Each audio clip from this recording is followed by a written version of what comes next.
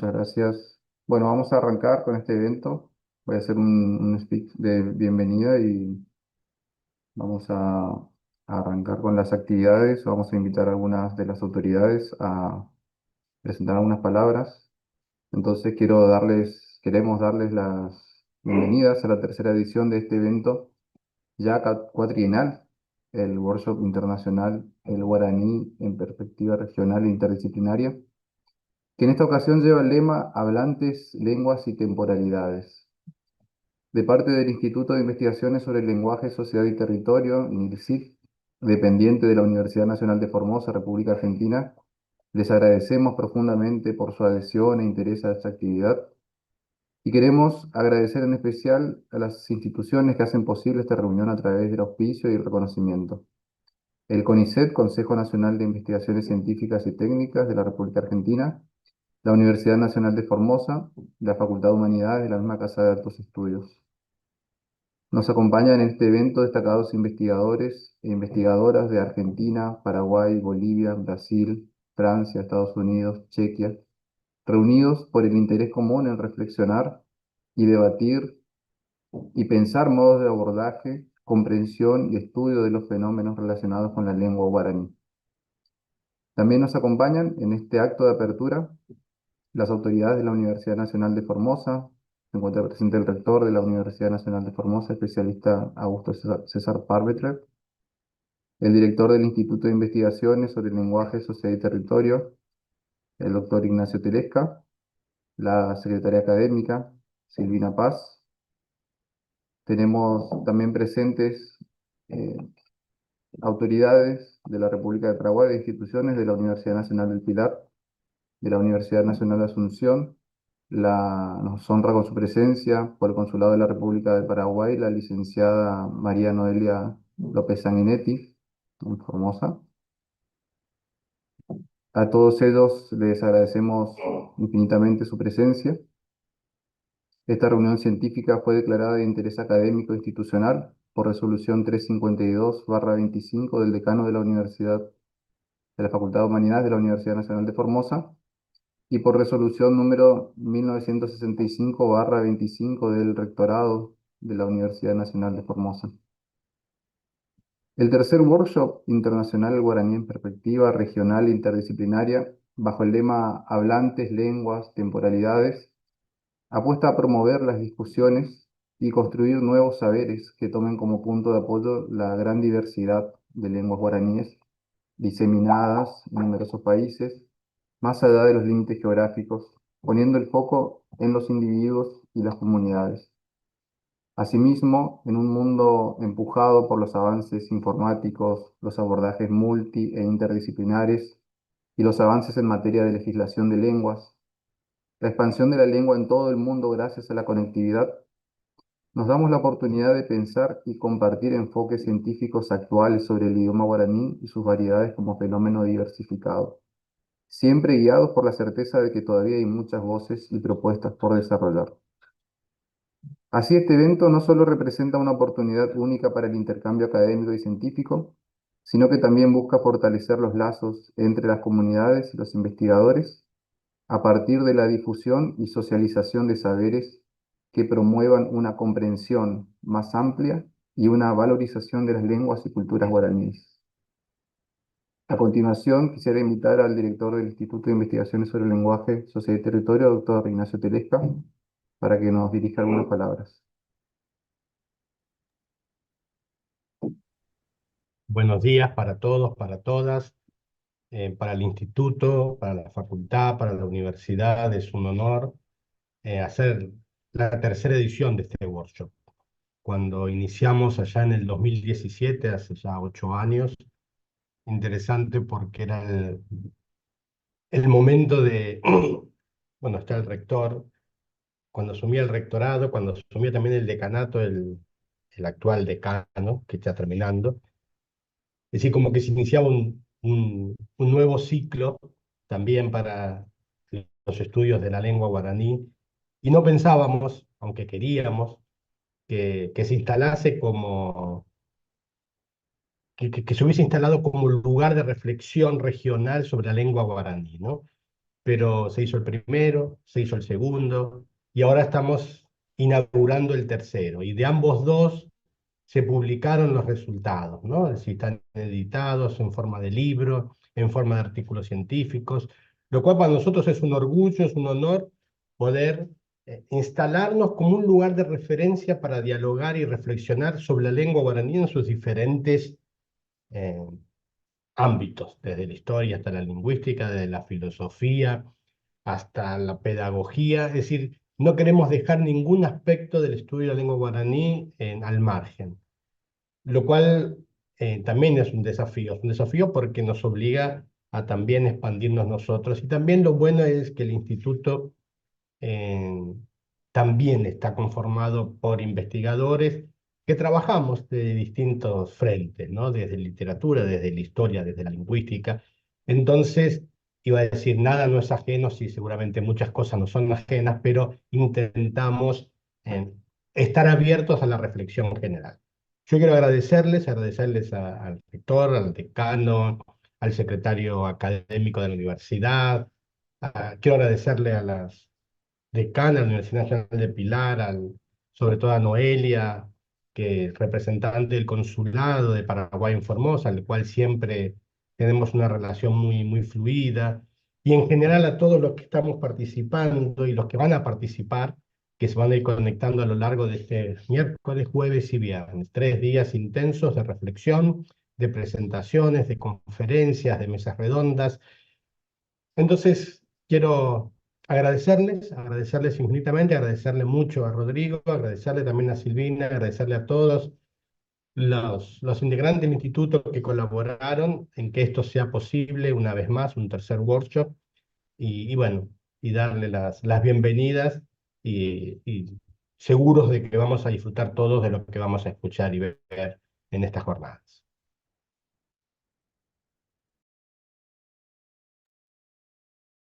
Muchas gracias, Ignacio. Seguidamente quisiera invitar al decano. ¿Se encuentra presente el decano? Y está, bueno, teníamos Bien, seguidamente quisiera invitar entonces al rector en orden de prioridades de la Universidad Nacional de Formosa, el especialista Augusto César Parmeter, a darnos unas palabras de bienvenida.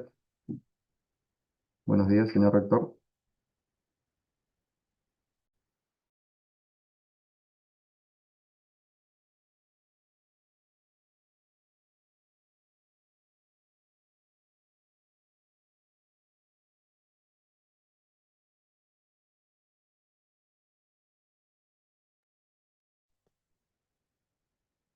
Bien, ahora sí.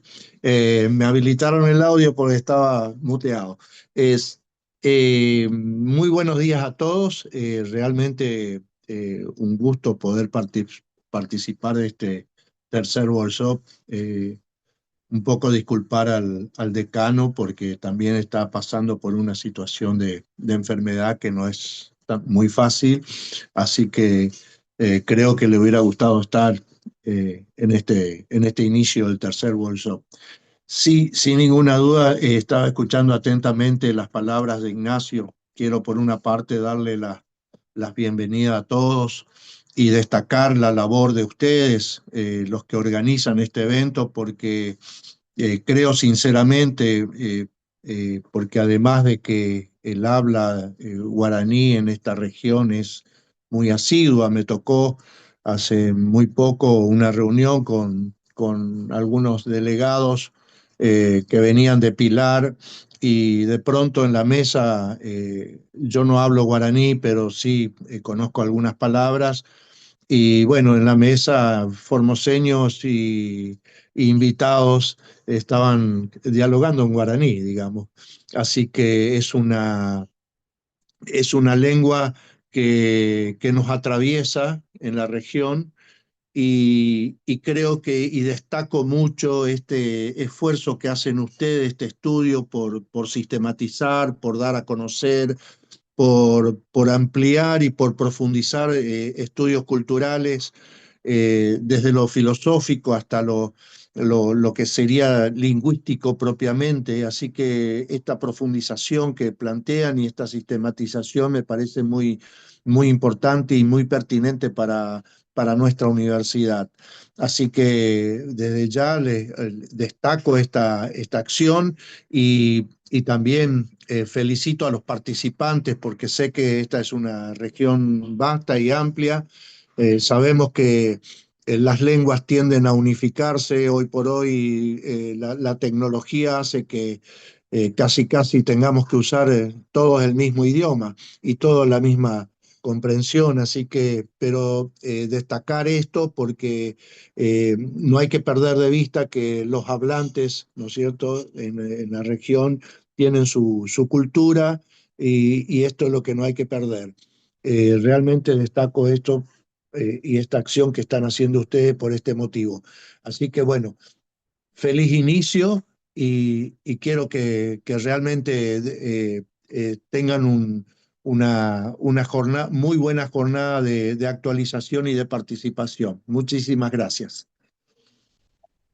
muchas gracias, señor rector Augusto Parmenter, por sus palabras.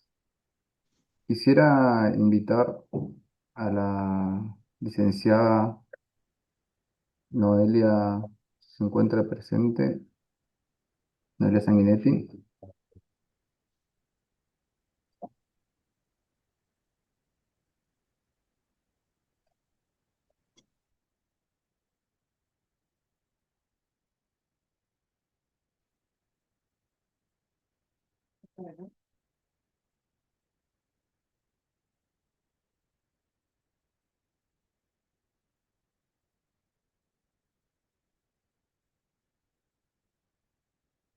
Hola.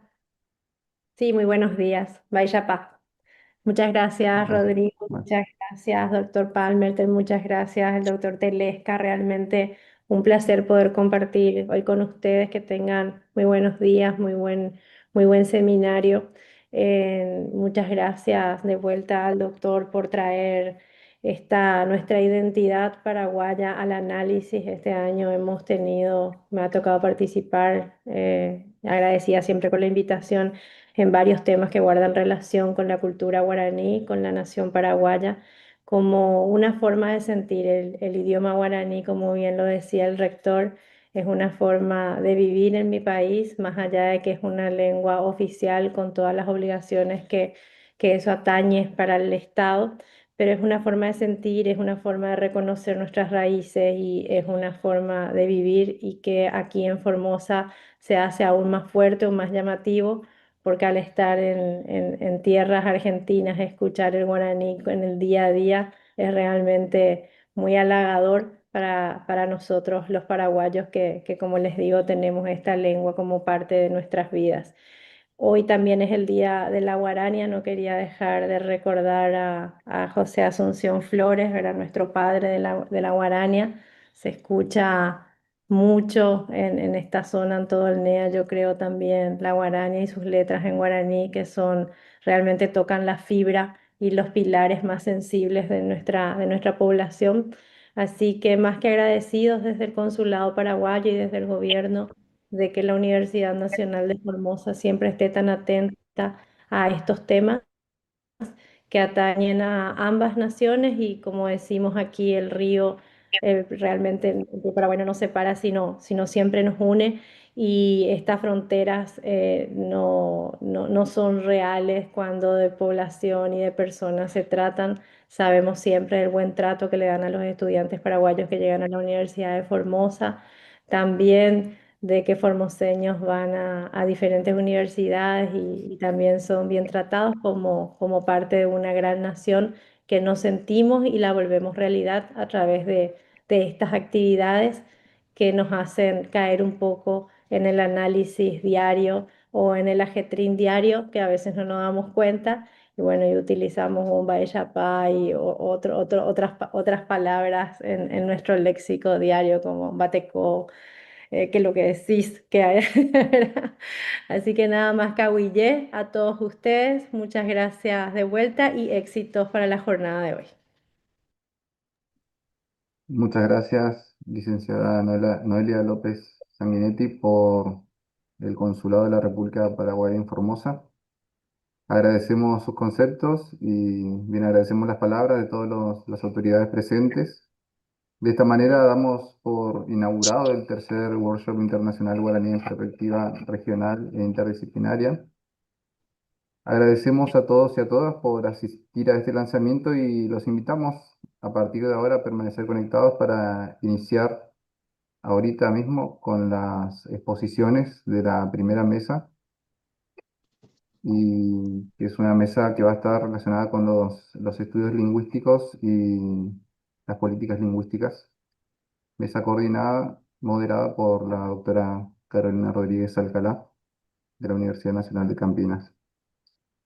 Bien, si les parece, podemos iniciar con las exposiciones. Voy a brevemente referirme a la modalidad.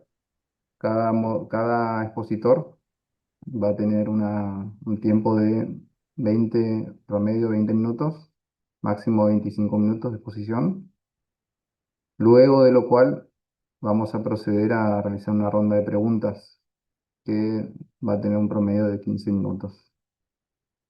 Así que después de la ronda de preguntas hacemos una pausa para pasar a la conferencia central de esta mañana. Bien, bienvenida Carolina Rodríguez, va el aporte. Y por ahí. Buenos días Te cedo la Rod- palabra.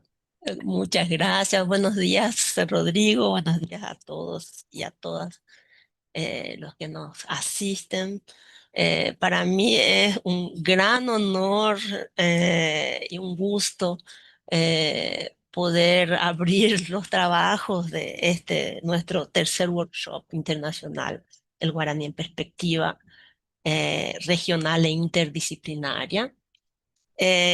Querría antes de nada agradecer por la oportunidad y el privilegio, agradecer a los organizadores por la oportunidad y el privilegio de participar de las discusiones de esta mesa y todo lo que pueda en estos días, seguramente.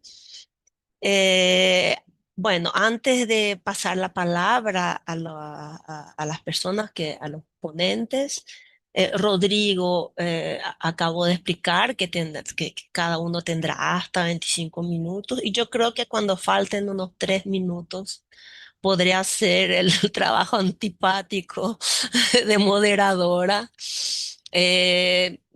Tal vez diga el nombre nada más y el nombre significará que faltan 3 minutos, ya que con esta modalidad no podré pasar el famoso cartelito de 3 minutos, 1 minuto, se acabó el tiempo. Bueno, el primer trabajo entonces tiene como título Bilingüismo guaraní-castellano-paraguayo, situación actual y perspectivas futuras, de Miguel Ángel Verón, del Instituto Técnico Superior de Estudios Culturales y Lingüísticos, Ubimaraú, Paraguay. Y guaraní no es gran cosa como pronunciación. Bueno, entonces paso la palabra a Miguel Ángel.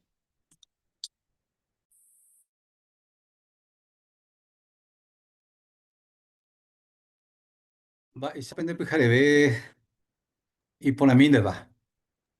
Añete Bien. jape se corazón gene awi que tu jare ya yo fumi ko pijarebe pe ko árabe ko pollo apiru pibe ko herramienta lu pibe. Ja ko ute y que tu tajare ñañe mi guaraní ñañe mi ñande yeje ñañe mi ñande albure. Un gusto enorme, compañeros y compañeras. Gracias por el privilegio, gracias por el espacio. Y bueno. Hablar de nuestra lengua, de nuestras lenguas, siempre es un privilegio y un espacio, un momento muy importante. Hablar de esta lengua, el guaraní, en contacto con el castellano en Paraguay y, por qué no, también en la región, y ver cómo cuidamos nuestra ecología lingüística. De las 7.000 lenguas aproximadamente que hablamos en el mundo, bueno, muchas están en peligro y el guaraní también. Eso ahí tenemos que ser conscientes, tanto en la región como en el Paraguay. Aguillebete, doctor Rodrigo, Aguillebete, Opa Bebe, Carolina, esa Silvia, Mónica y muchas personas. Y también aquellas personas que compartirán con nosotros en otros formatos virtuales por las redes sociales. Bueno, yo traigo un tema que preparé, voy a compartir y aclaro que siempre cuando abordo estos temas hablo desde una posición crítica. Siempre digo que para mí hay muchos mitos, mucha fantasía en torno al guaraní en mi país y tenemos que de alguna forma desvelar esos mitos, esas fantasías. Voy a proyectar, y gracias también por avisarme o avisarnos acerca del tiempo. Ahí voy a compartir, yo Zoom muy poco uso, ahora estoy compartiendo,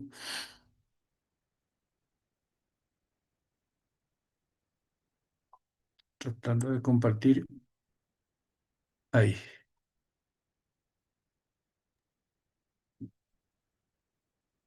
Oye, Cuava, todavía no, creo que está. Oye, Sí, Guama. sí, sí, Oye, igual. Cuava, Sí, sí, bueno. ahora sí. Entonces, bilingüismo guaraní-castellano, situación actual, perspectivas futuras y desde una perspectiva también, valga la repetición, crítica, ¿verdad? Ñemocoin guaraní-castellano en Jaisaco Anga, Paraguay, Valle Paja, Genondira, Curibebo, Cotetacoaga. ¿Cuál va esa pañe mimita guaraní me? Que toma esa bella que coñe es Paraguay está. Nosotros somos un país, una nación pluricultural y con un estado bilingüe. O sea, son varias culturas, varias lenguas, pero el Estado paraguayo es bilingüe guaraní-castellano. Lenguas oficiales guaraní y castellano, lenguas indígenas, 19 pueblos, 19 lenguas, lamentablemente algunas en proceso de declive, de silenciamiento, como la lengua guaná, que la Secretaría de Políticas Lingüísticas y la comunidad también está tratando de recuperar. La lengua de señas paraguaya es una lengua que va creciendo, ocupando espacio vertiginosamente en Paraguay, lenguas de comunidades inmigrantes y las lenguas extranjeras. Bueno, el guaraní en Paraguay convive con una lengua muy fuerte que es el castellano, la segunda lengua más hablada del mundo. Según el Instituto Cervantes, en el año 2019, el castellano lo tienen como lengua materna 483. No digo tenemos, porque yo soy lengua materna guaraní. El castellano empecé a hablarlo ya a los 17 años, hasta los 17 años solamente, o 16 años solamente guaraní. El número de usuarios potenciales es cerca de 600 millones de personas. La segunda lengua más hablada del mundo, lengua oficial de más de 20 países y se utiliza mucho en otros países, además de esas 20. Y es una lengua muy fuerte, con mucha fuerza, especialmente fuerzas exógenas. Sabemos que las lenguas no tienen fuerza por sí mismas, sino por las políticas y por los intereses que hay detrás. El guaraní, sin embargo, es una lengua hablada por aproximadamente 8 millones de personas en la región, más de 50 variedades. El guaraní que hablamos en Paraguay lo llamamos guaraní paraguayo. Una lengua que se habla en Corrientes, Formosa, Misiones, además de Paraguay, Chaco, Resistencia, Paraná, Salta y otros lugares. También lengua oficial en Paraguay, Bolivia, provincia de Corrientes. Y es la única lengua indígena hablada, o sea, lengua indígena de América, de Abya Yala, hablada por población no indígena. Eh, es lengua oficial del Mercosur, pero casi no tiene importancia porque no es lengua de trabajo. La oficialidad sola casi no representa nada si no se usa la lengua. He visto que es uno de los idiomas oficiales de la cúpula de los BRICS. Y en Paraguay hay mayor reconocimiento y políticas lingüísticas favorables hacia ella, hacia la lengua, y creo que también en la región. Pero todas esas políticas y acciones para mí son insuficientes para la normalización, más todavía en Paraguay, porque hablo desde este país. Va Isapoicubeo ñondive guaranija castellano Paraguay. Ve. Eh, conviven, están en contacto desde el siglo XVI. el Paraguay se mantuvo en gran medida monolingüe guaraní hasta fines del siglo XIX. En Paraguay hay un mito que supuestamente somos bilingües desde que llegaron los españoles. Yo le llamo un mito, porque no es así. Nosotros fuimos monolingües hasta fines del siglo XIX, lo mismo dice Meliá y otros estudiosos. Ha existido y existe un conflicto lingüístico debido a la convivencia diglósica y por causa de políticas lingüísticas neocoloniales. Es un tema que no hablamos en Paraguay, no abordamos ese conflicto lingüístico y que siempre está a favor del castellano. En este momento hay una regresión del guaraní e imposición del castellano como en todos los ámbitos y funciones comunicativas. Para mí el guaraní sufre influencias internas y externas con relación, o sea, del castellano.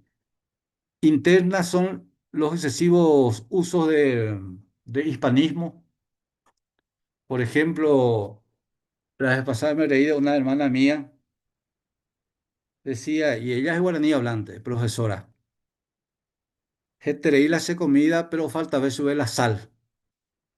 Entonces le dije, qué mal que hablas en guaraní, qué mal que hablas castellano, le dije. Y entonces nos reímos. Entonces, jetereí la hace comida, comida, amigo, o falta ver sube la sal. Faltar ahí en guaraní, sal también tenemos en guaraní.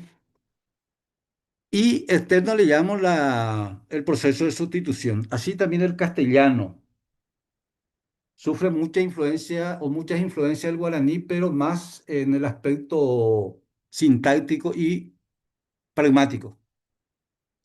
Un paraguayo, doctora Carolina, dice, te voy a decir ahora mañana, en castellano, te voy a decir ahora mañana. Mañana, tiempo, ahora en ese caso, en el castellano paraguayo no es tiempo, es un modalizador. Estoy queriendo, con toda certeza, te lo digo mañana. O sea, ese tipo de influencia pragmática. Y sintáctica, esto compré para mi libro, que es, la estructura es guaraní, compré para mi libro, yo voy a Aranducana. Eh, un lingüista catalán, Luis Vicente Aracil, dice que en una situación de conflicto lingüístico existen solamente dos salidas.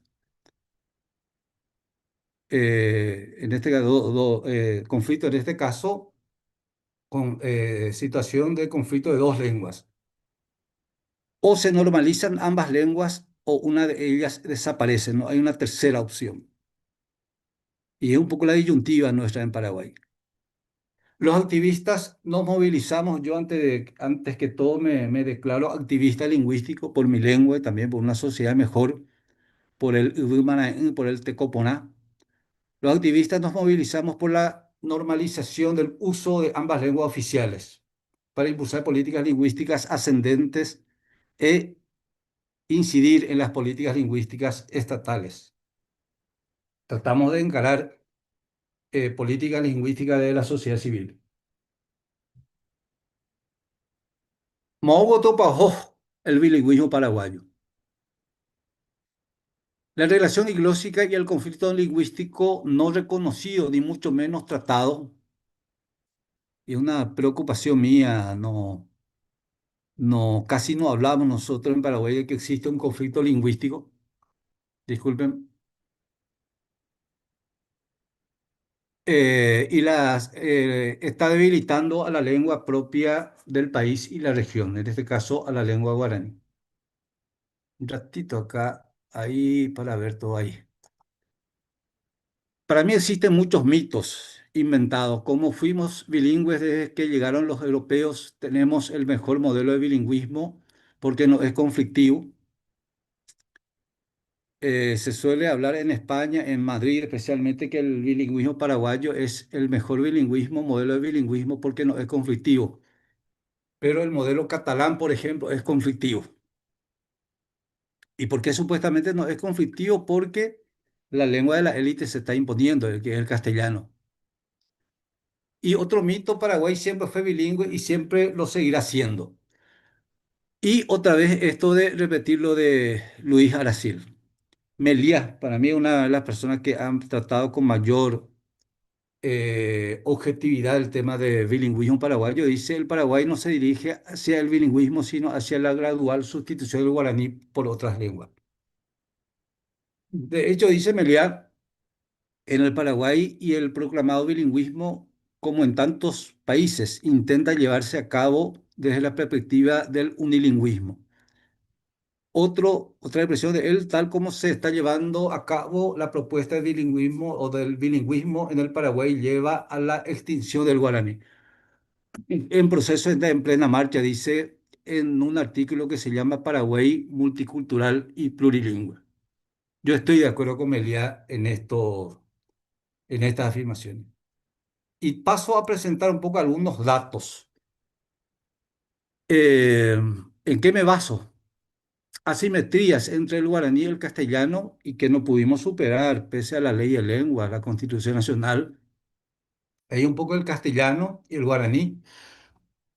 Altamente estandarizado el guaraní está en proceso de estandarización. Para mí, guaraní está, o sea, la estandarización del guaraní no conlleva con su uso.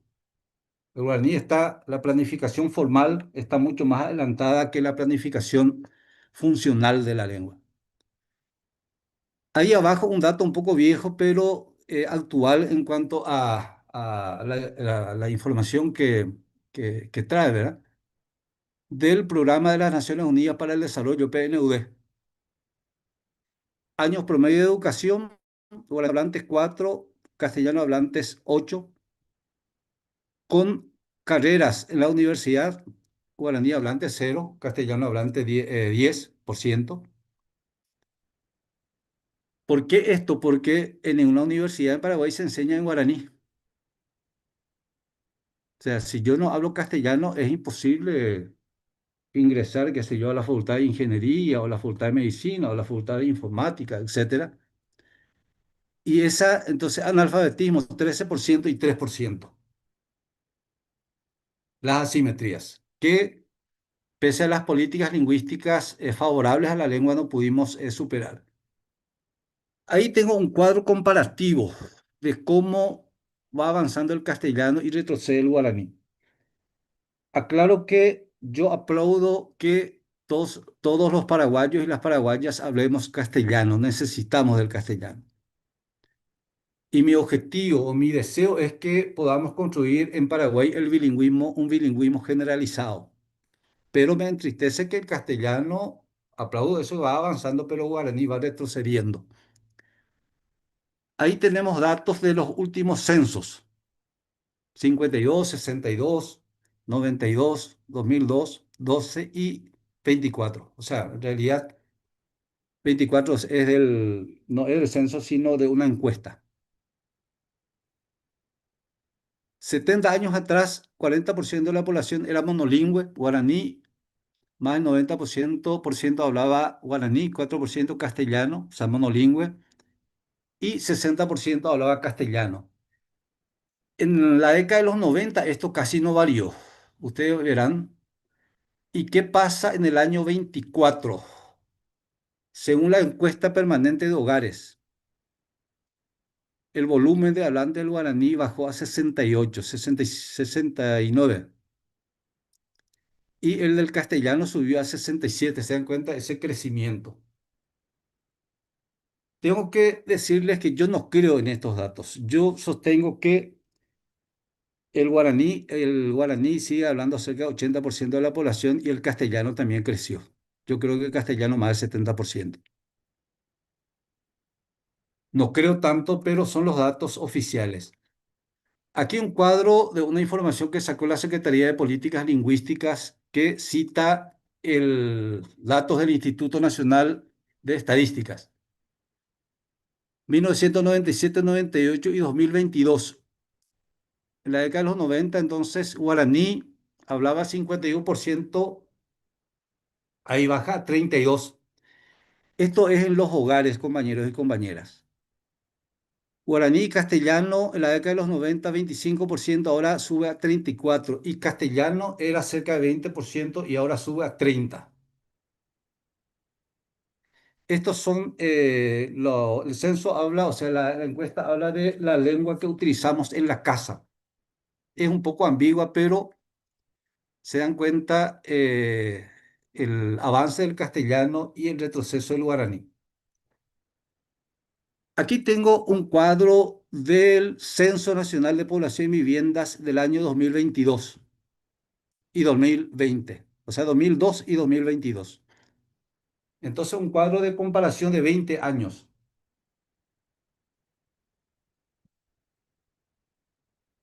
A mayor edad, más guaraní; a menor edad, más castellano.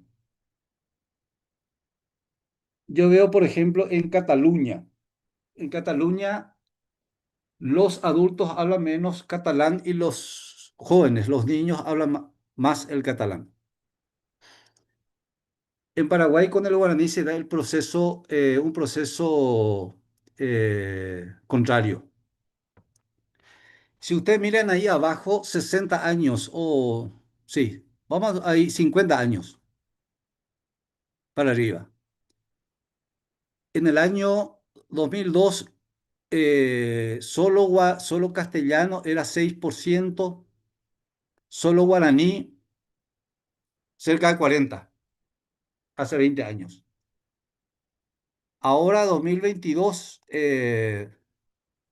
solo castellano 8%, guaraní no valió. O sea, la población adulta, mayoritariamente, inclusive 80% tenemos el guaraní como lengua materna. Pero algo que me preocupa, si miramos allá arriba, niños, niñas de 5 a 9 años. Eh, Crece mucho el guaraní castellano, pero miren este dato del año 2002, 105.000 hablantes del castellano entre niños y niñas y 235.000, o sea, el doble, guaraní. Y después de 20 años, 2022, miremos 5 a 9 años. Solo castellano, 109.000; solo guaraní, 62. Repito, 20 años atrás, el doble era el monolingüismo guaraní, doblaba al castellano. Y ahora, actualmente, prácticamente el monolingüismo castellano entre los niños dobla al de guaraní. Pela marandú uguruañande consenso. Apeteimba ese pua pua. Aroñez aroinaron ba apote tan guajay saroñez ave y Secretaría de Política Lingüística ni están ore en Viapona. Entonces, entre los niños y los jóvenes, el castellano ya es la lengua materna mayoritaria y el guaraní está teniendo un declive. Va eres pavimento o hueyi o hubo jetacuepe guaraní ñe puru. Ya voy concluyendo. ¿Por qué para mí esta reconfiguración del mapa lingüístico, si hablamos en términos de bilingüismo paraguayo, guaraní, castellano? Para mí hay una resistencia muy fuerte de las élites a la democratización de todo tipo en Paraguay. Política de las tierras, democratización económica y también la democratización lingüística. Hay ideologías y prácticas también eurocéntricas que sobrevalora o sobrevaloran las lenguas europeas sobre el guaraní y también las lenguas indígenas, las otras lenguas indígenas. Para mí la oficialidad no es suficiente. Las leyes solas no hacen primavera, dicen los catalanes. Coincido con ello, con esta expresión. Existe una escasísima acción estatal a favor de la lengua guaraní. O sea, política lingüística descendente, especialmente en cuanto a política y planificación funcional o de estatus, y endeble activismo lingüístico pro-guaraní. Entonces, para fortalecer una lengua, existen dos tipos de políticas: la descendente, que es estatal, y el ascendente, que es de la sociedad civil. Y me hago autocrítica también como miembro de la sociedad civil, que nuestras acciones son muy endebles, muy escasas. Ausencia de planificación lingüística. Tuve el privilegio de ser el primer funcionario técnico de la Secretaría de Políticas Lingüísticas. Estuve ahí desde el año 2011 hasta 2015. Estábamos trabajando un plan nacional de lenguas. De ese plan se tenía que desprender un plan para el guaraní paraguayo, un plan para las lenguas indígenas y un plan para la lengua de señas.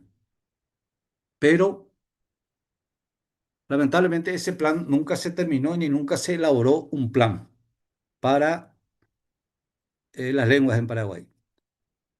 Y la Secretaría este año cumplió 14 años y en 14 años la Secretaría no pudo elaborar un plan nacional de lenguas.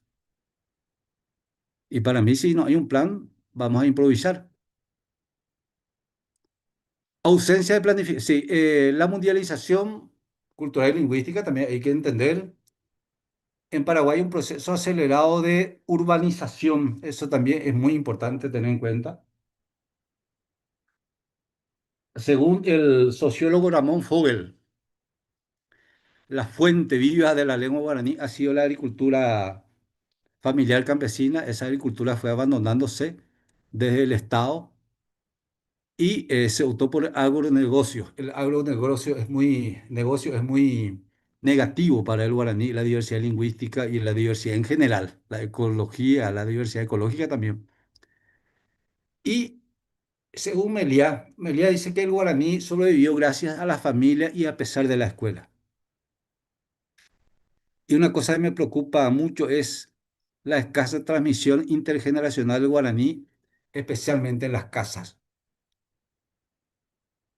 ¿Y por qué es un tema para escribir un libro? Yo le llamo el dolor lingüístico. O sea, tanta gente fue reprimida. A mi papá le pegaban en la boca por hablar guaraní, por no saber hablar castellano, a mi mamá, a mis tíos. Por eso muchos de mis tíos fueron analfabetos, tuvieron que dejar la escuela, pues no sabían expresarse en castellano y le pegaban en la boca. Entonces, como resultado de esa violencia lingüística, hay un dolor lingüístico latente que nunca fue reconocido ni nunca fue tratado. Y tenemos como imperativo en Paraguay desde,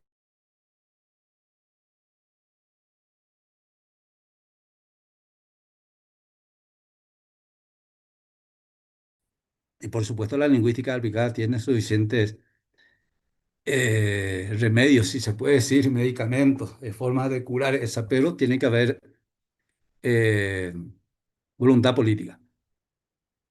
La educación bilingüe guaraní-castellana implementada sigue siendo de transición y no de mantenimiento. Escaso nivel de formación académica y poca conciencia lingüística de los docentes y también de los activistas lingüísticos.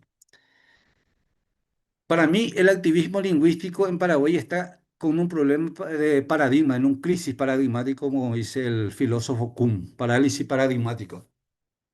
En ocasiones, las instituciones que enseñamos, que defendemos el guaraní, somos reproductoras de las ideologías y los usos lingüísticos en Paraguay y a veces o generalmente también somos legitimadoras, las instituciones, de esa situación diglósica. Muy poco yo he escuchado, salvo Meliá y otros que hayan eh, criticado este modelo de bilingüismo en Paraguay. No es el bilingüismo per se, sino el bilingüismo implementado en Paraguay. Y ya Miguel para Ángel, concluir, sí, esta ya es la última, estoy concluyendo. Perspectiva. El futuro de la lengua guaraní depende de lo que hagamos en la actualidad en Paraguay. O sea, yo sostengo que cerca del 80% de la población seguimos hablando el guaraní. Y ese volumen es demasiado importante. Por otra parte, la cantidad de hablantes que tiene en Brasil, en Argentina, Bolivia. La oficialidad es muy importante porque ofrece un marco de exigibilidad, pero no es suficiente. En Paraguay existe mayor conciencia lingüística de la población en general, pero escaso empoderamiento por causa de esa, decía, esa represión, ese dolor que ha sufrido y sigue sufriendo la población paraguaya. En Paraguay, yo como guaraní hablante, pensé que la ley me garantiza. No puedo ir a pedir una ley en guaraní, un decreto en la municipalidad. Inclusive, inclusive a pesar de nuestra lucha. Por eso digo que abordo tema desde el punto de vista crítico. Aquí tengo mi cédula de identidad. Este documento que a mí me representa, yo no tengo el derecho de tener en castellano y guaraní, a pesar de que hicimos tantas luchas de la sociedad civil. Los hablantes son leales al guaraní, pero el dolor lingüístico no tratado les impide empoderarse de él.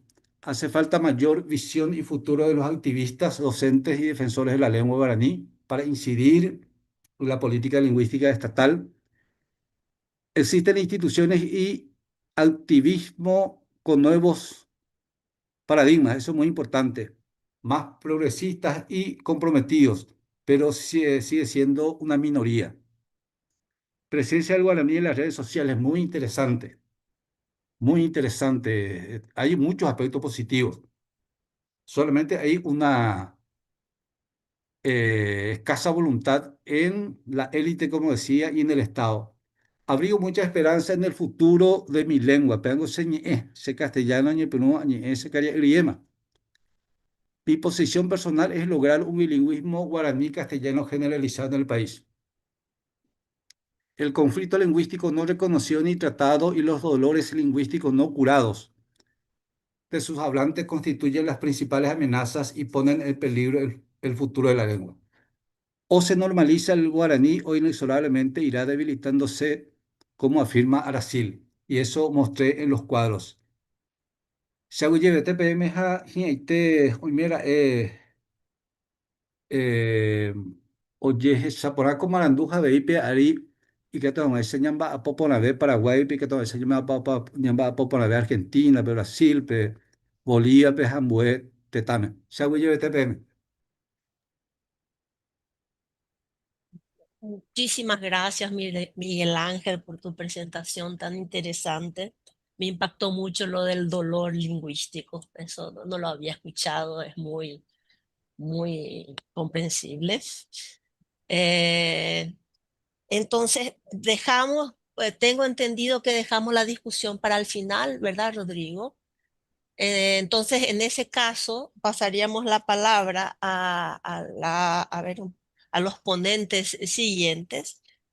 La ponencia se titula Ñandereco, una sostenibilidad indígena. Eh, no, perdón, ahora me está mi portunhol aqui. Práticas da educomunicação Guarani pela vida. La ponencia es de Emilia Elizabeth Espínola Duarte, Mario Ramón Villalba Filho, de la Universidad Federal de la Integración Latinoamericana del Brasil. Entonces invito a los ponentes y agradezco de nuevo a Miguel Ángel. Mi saludo también al doctor Mario y a la amiga Emilia.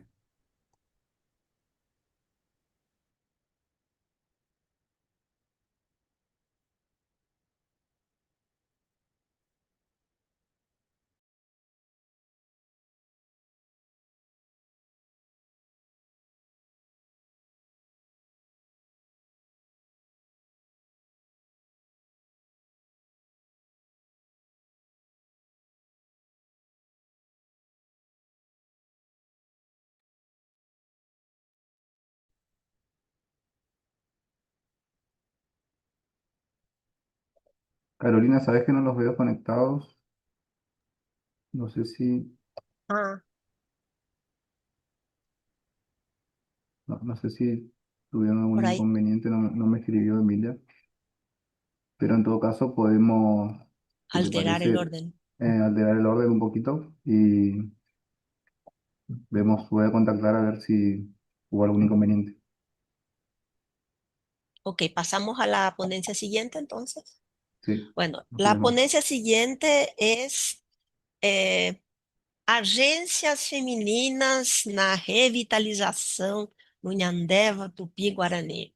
Vamos aqui, de Fabiana Raquel Leite, Lenira Jatsi Dina de Oliveira, Mariana Gonzaga Márquez de Freitas, de la Universidad Estadual de Campinas, Brasil. Aquí desde donde les estoy hablando yo, entre paréntesis.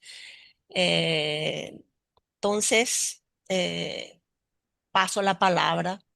Sí, un Están por ratito ahí, acá ¿verdad? le escribí a la señorita Emilia, me dijo, a favor avisar que estamos sin conexión para Zoom y estamos en medio del monte, dice, están en el interior de Brasil. Disculpen, la profesora Emilia. Ahora le escribí. Gracias, Miguel Ángel. Justo le estaba por escribir a Mario y estaba en eso. Gracias por avisar.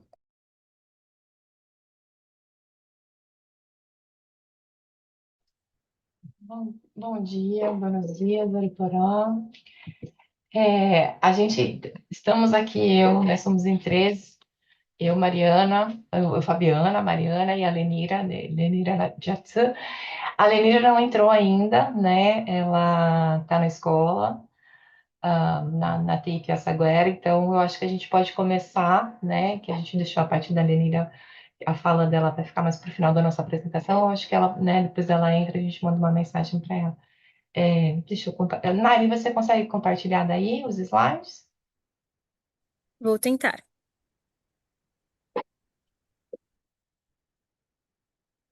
Bom, gente, em primeiro lugar, né, nós gostaríamos de pedir licença, né, para iniciar essa fala, né, pedir licença aos mais velhos, aos mais jovens, e a todas as pessoas presentes aqui nesse encontro, né, a gente gostaria de pedir licença também às mulheres em Andeua Tupi-Guarani, né, e à terra indígena Piaçaguera, que é o espaço de memória, resistência e vida, de onde vêm as vozes que sustentam, né, o nosso trabalho, né.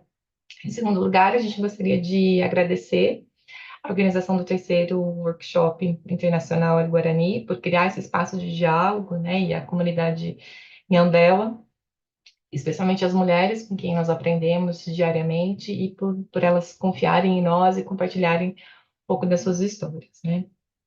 A Mari vai compartilhar aqui, que eu acho que a nossa apresentação ela faz mais sentido com as imagens. Tá conseguindo? Eu não tenho muita prática com o Zoom, então eu não sei onde eu vou para compartilhar uma apresentação no Zoom. Eu acho que é o Eu estou share. procurando. Peraí, deixa eu ver se eu acho aqui. Ah, encontrei. Aqui, Mari, eu também encontrei. Você vai conseguir? Sim.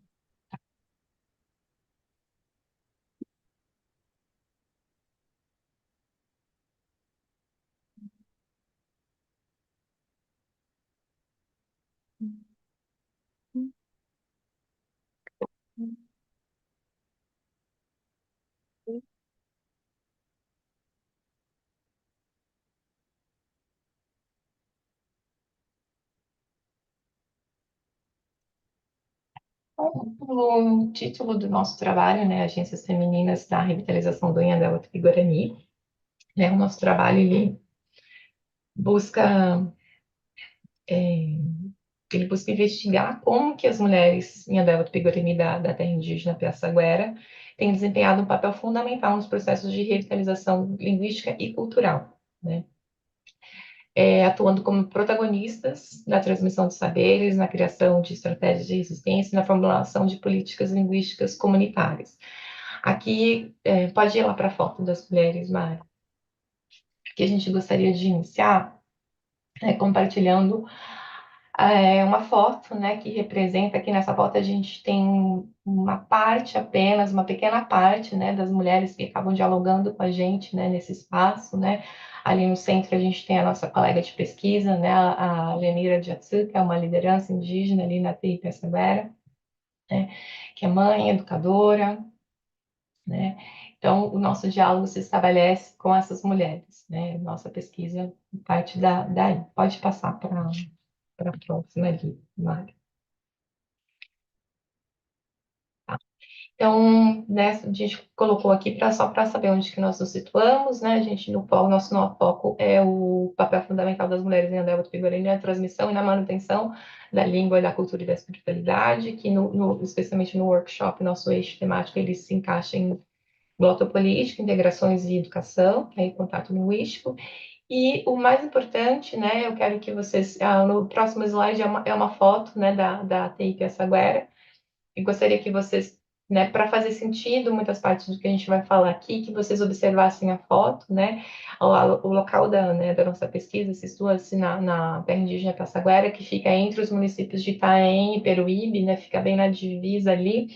Aqui vocês não conseguem ver tudo, mas essa parte que a gente consegue ver preservada ali em verde é a TI Passaguera, né, a terra indígena, e pode ver que ela é cercada pela cidade, né, pelo espaço urbano ali, e não dá para ver pela foto, mas bem no meio ela é cortada por uma rodovia, né? Então a gente tem ela é cercada pela cidade, uma parte a praia, e bem no meio da terra indígena, né, ela é cortada por uma rodovia. Pode passar, Mari. Então, os nossos. Só um minutinho.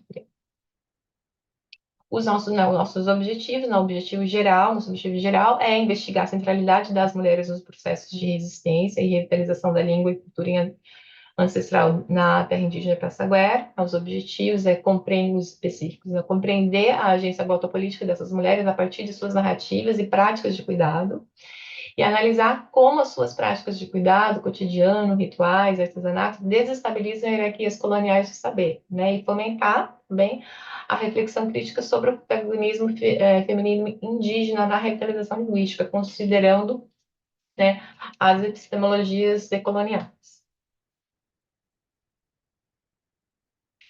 Então, aqui a gente tem a foto de uma outra anciã, né, da Dona Antônia, que é a mãe da Lenira, que está aqui, né, que faz o diálogo com a gente.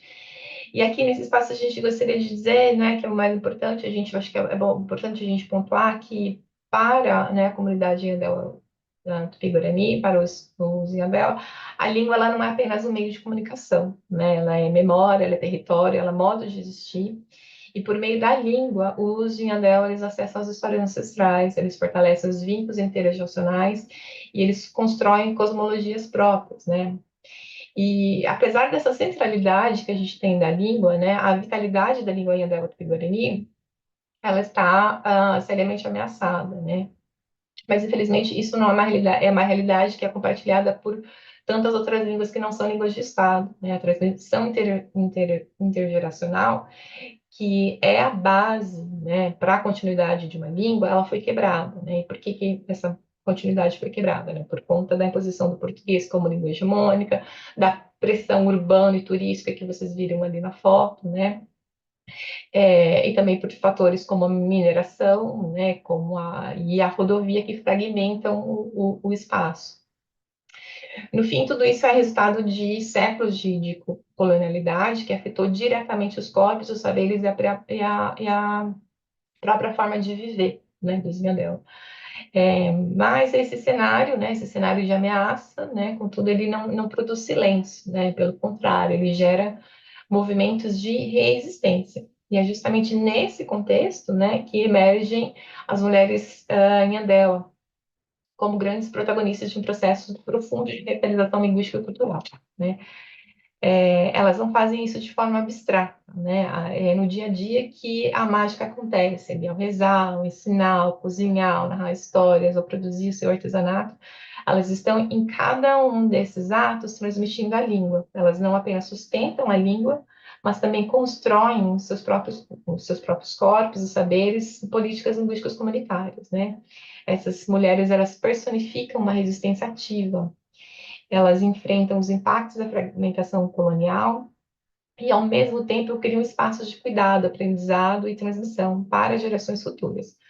Ao assumirem esse protagonismo, né, elas desestabilizam hierarquias coloniais, colocando a língua no centro da luta, né, por identidade, memória e soberania territorial, né? Então, para interpretar esse processo, né, nós somos guiadas por uma lente teórica que se constrói por dois pilares, né? De um lado, a gente tem a glotopolítica, né, que nos fornece as ferramentas para entender as práticas linguísticas, não apenas como comunicação, mas como ações profundamente políticas, e de outro lado, as epistemologias feministas decoloniais, que nos permitem reconhecer e valorizar o imenso saber que foi historicamente silenciado, né? Agora eu passo a palavra a Mari. Bom dia a todos, eu sou Mariana e junto com a Fabiana trabalho, né, há algum tempo junto com a comunidade Inhandel Guarani ali do litoral de Peruíbe e Itanhaém. Nós trabalhamos com outra comunidade também, mas nosso foco aqui são essas mulheres dessa comunidade, né? Eu vou falar um pouco sobre glotopolítica e sobre como a gente foi observando e construindo essa relação com eles, né? A gente trabalha fazendo revitalização linguística da parcialidade Nhandéua Tupi-Guarani. Como vocês com certeza sabem, o Guarani é uma língua muito rica e muito rica territorialmente, né? Está presente em vários territórios. E no Brasil a gente tem 4 parcialidades, né? Os Nhandeva, os Nhandewa, os Ambuá e os Kaiowá. E aí, os Nhandewa é uma parcialidade que está com a língua fragilizada justamente por todos esses pontos que a Fabiana apontou. E nós trabalhamos com a revitalização. Nós duas somos linguistas e temos participamos de um grupo de pesquisa que vem fazendo isso, né, há mais tempo do que nós. E a gente assumiu esse papel ali dentro como linguistas, mas esse projeto já é anterior a nós. Bom, eu vou trazer para falar de glotopolítica 2 citações aqui do Despin de Marcellese, dizendo a primeira: toda medida que afeta a distribuição social da palavra, mesmo que seu objetivo não seja a linguagem em si, afeta a situação glotopolítica. E a segunda: o termo glotopolítica pode ser usado com 2 finalidades: para evocar práticas. Só um minutinho, porque a nossa janela está bem em cima do meu slide. Para evocar práticas e para designar a análise. A glotopolítica, portanto, é ao mesmo tempo uma prática social da qual ninguém escapa. Todo mundo faz política sem saber, seja um simples cidadão, seja um ministro da economia, e pode se tornar uma disciplina de pesquisa, um ramo hoje necessário da sociolinguística. Então, enquanto análise, né, a glotopolítica precisa procurar agentes né, que influenciam nessa construção linguística, mas para além da linguística somente, né? Além de ações linguísticas somente, mas o que as ações sociais, como as ações sociais influenciam na língua. Mas o que interessa para a gente aqui é justamente essas práticas sociais que acontecem no cotidiano ali da aldeia, ali do território de Assaguera. Bom, nesse sentido, essas práticas de linguagem, elas são contínuas, como dizem, né, esses autores em que a gente está se apoiando. E a gente observou isso bastante nas oficinas que a gente fez em diversos momentos. Então, um dos grandes momentos da oficina é a própria abertura. E na abertura nós contamos com anciões fazendo os ritos iniciais mesmo de bênção dos trabalhos, e as anciãs são muito fundamentais nesse momento. Então, esse é um dos momentos importantes da gente salientar de constituição das práticas, não só de linguagem, né, mas das práticas sociais, que influenciam também as práticas de linguagem, que são momentos em que elas transmitem os saberes, transmitem as práticas, e está todo mundo reunido ali, interagindo, participando desse momento. Bem,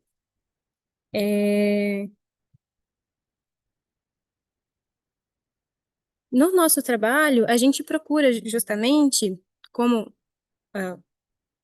pautam os autores do que seria uma ação glotopolítica, dialogar permanente, fazer esse diálogo permanente entre nós linguistas e a comunidade, né? Nessa construção desse diálogo, em uma das últimas oficinas que nós realizamos, foi pedido, né, foi solicitado que a gente tematizasse a gravidez e todos os conhecimentos que permeiam a gravidez, né? E aí a gente tratou isso linguisticamente, mas as anciãs também trouxeram conhecimentos para além da língua. Nessa ocasião, uma prática que aconteceu, né, uma prática foi que uma das mulheres da aldeia estava grávida e ela estava com um bebê, não estava encaixado na posição correta para nascer, né? Na posição mais simples de se nascer. Eu estou muito nervosa, perdão. E as anciãs viraram o bebê dentro da barriga dela, ali né, ao longo da oficina, né? Então, a minha reflexão aqui é mais sobre como essas oficinas de revitalização, quando a gente faz elas de uma maneira que respeite a cultura e as necessidades da comunidade, ela pode abrir espaços para que a cultura se mostre muito presente ali. Bom, eu já tinha a intenção de passar nesse momento a palavra a Lenira, mas eu não sei se ela chegou. Ela chegou? Chegou sim. Aí, Lenira, você pode colocar Oi, aqui. Mari, consegui entrar agora. Bom dia a Perfeito. todos, bom dia a todos os presentes. Me sinto muito feliz pelo convite, por estar participando, né, com vocês aí. Não consegui entrar antes, né? Porém, estou entrando agora. Vocês já estão apresentando? É isso? Sim, Lenira, agora a gente já tá. Pode passar para o próximo slide, Mari, que eu acho que que começa a sua fala agora, que você se apresenta e apresenta um pouquinho do seu trabalho aí como liderante. Tá bom.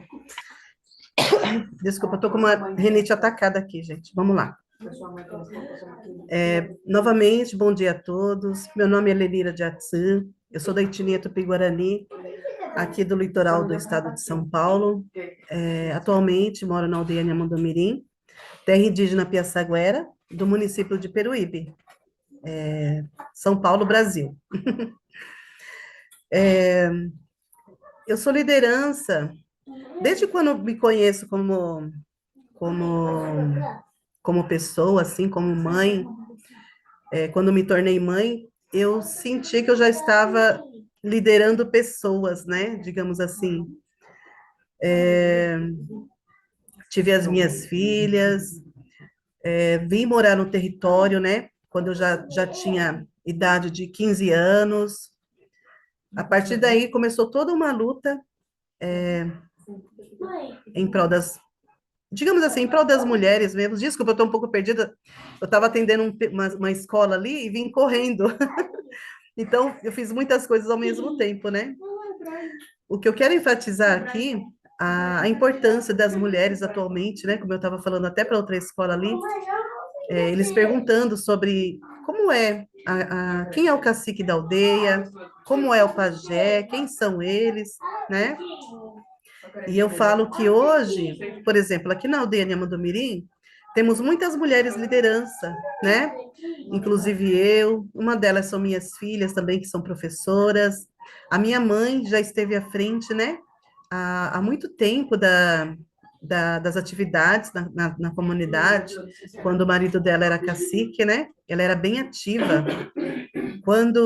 A minha mãe é essa de baixo, né? Hoje ela está bem debilitadinha,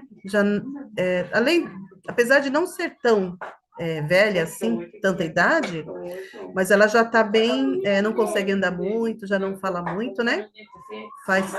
Faz poucas coisas na comunidade, então desculpa, gente, eu estou aqui com a minha família aqui, então vocês vão ouvir vários barulhos. Hoje eu tive só aqui de internet para eu poder entrar. Então, continuando. E hoje ela é uma referência, né? Por exemplo, como, como gestora de família também, aprendi muito com ela. Hoje minhas filhas também aprendem muito comigo, tenho meus netos e netas, né? A trajetória da mulher indígena não é fácil, porque a gente ainda luta muito para ocupar os espaços que temos, né? As oportunidades, eu sempre falo para as minhas meninas que as oportunidades, elas aparecem e nós, mulheres, automaticamente tomamos conta desses espaços, né? Por sermos mães, por talvez nos preocuparmos mais com as situações familiares, hoje com as situações comunitárias, né?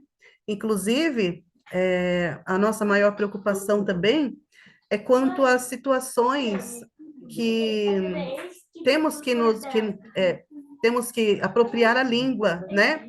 A nossa língua, ela tem que se revitalizar a cada instante, a cada ato, a cada atividade, né? Cotidiano, porque as atividades hoje são diferentes das atividades de antigamente, né? Então, hoje a gente tem que nos vemos nos readaptando conforme a língua também, com as coisas que vão acontecendo, né?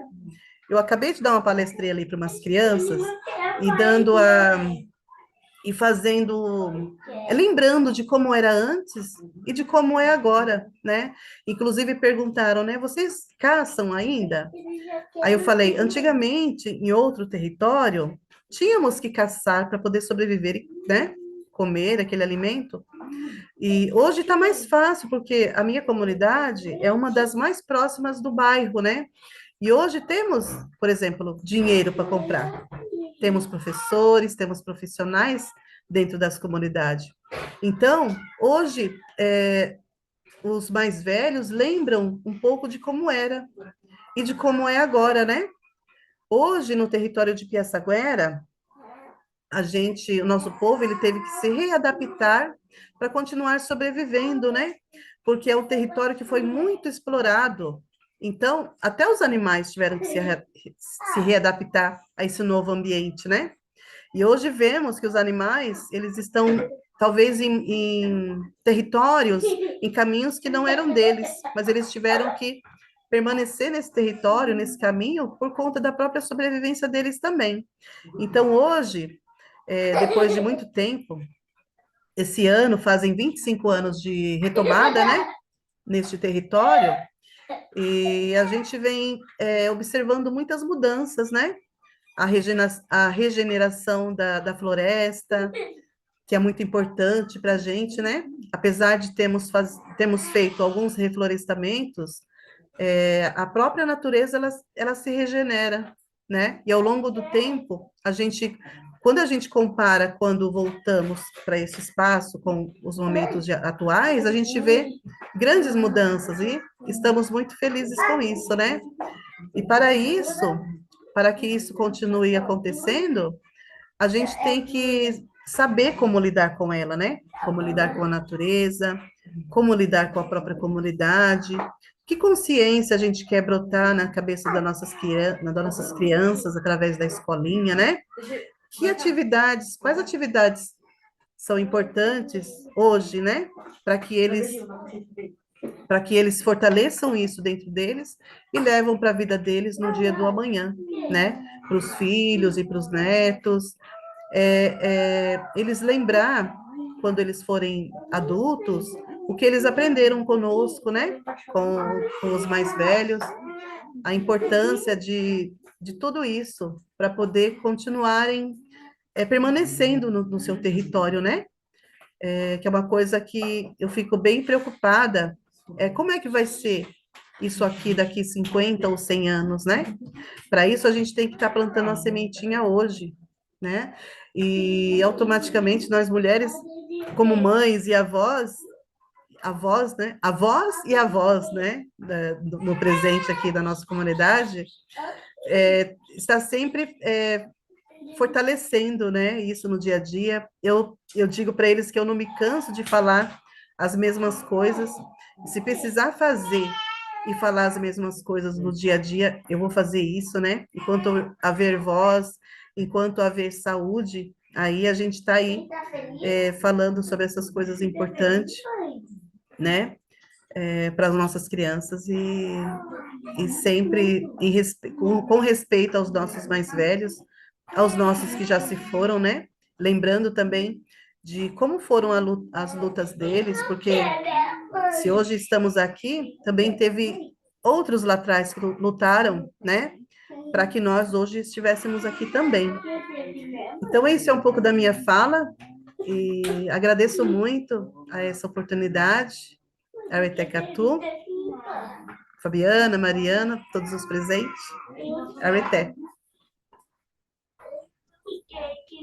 Leni. Então, pessoal, vou finalizar né, aqui para a gente, assim, né, para acompanhar essas mulheres, né, dentro do território da Piaçaguera, a gente aprende que revitalizar a língua não significa apenas recuperar palavras, estruturas gramaticais, né?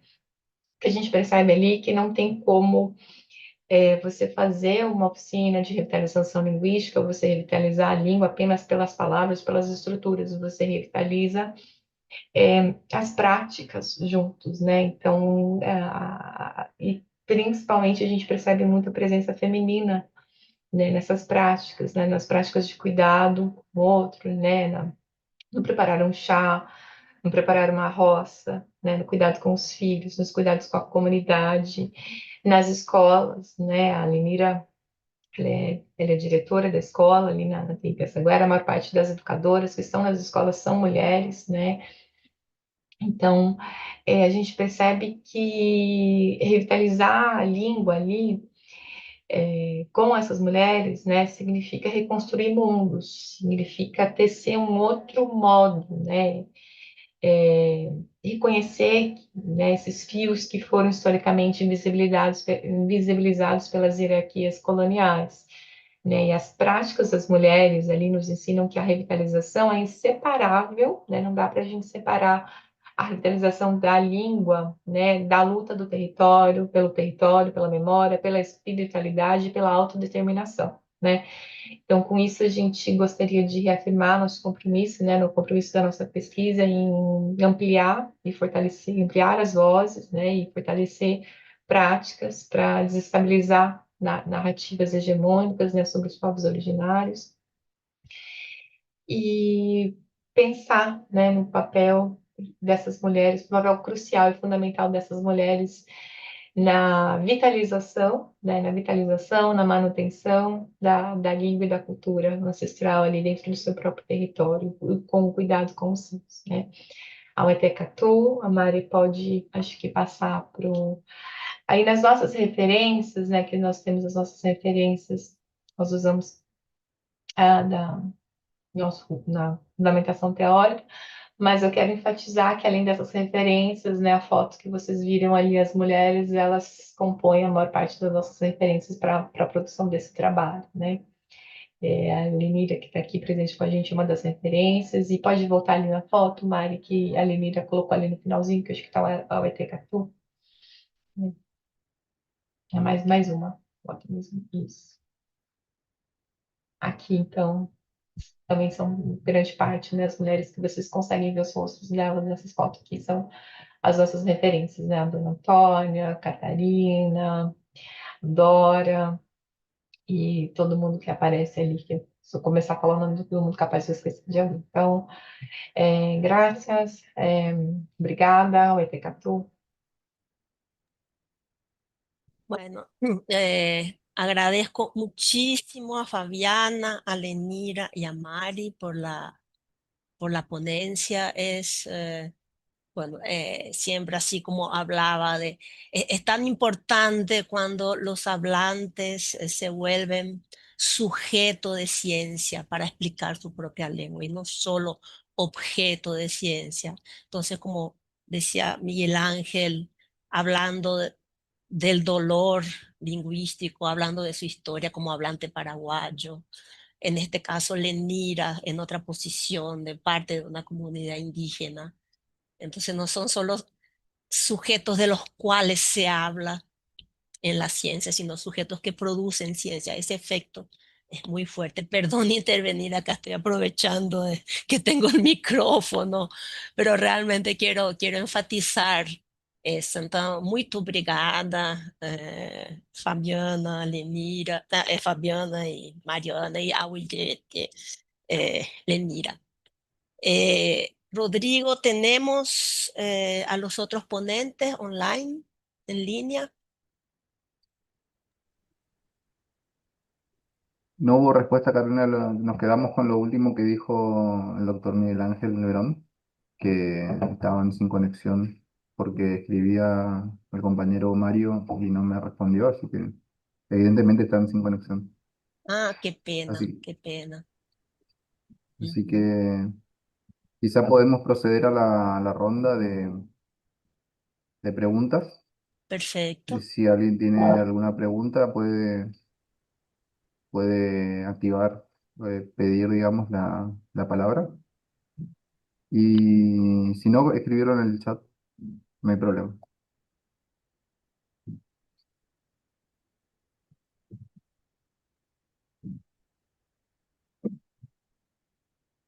Y si nadie tiene, yo tengo.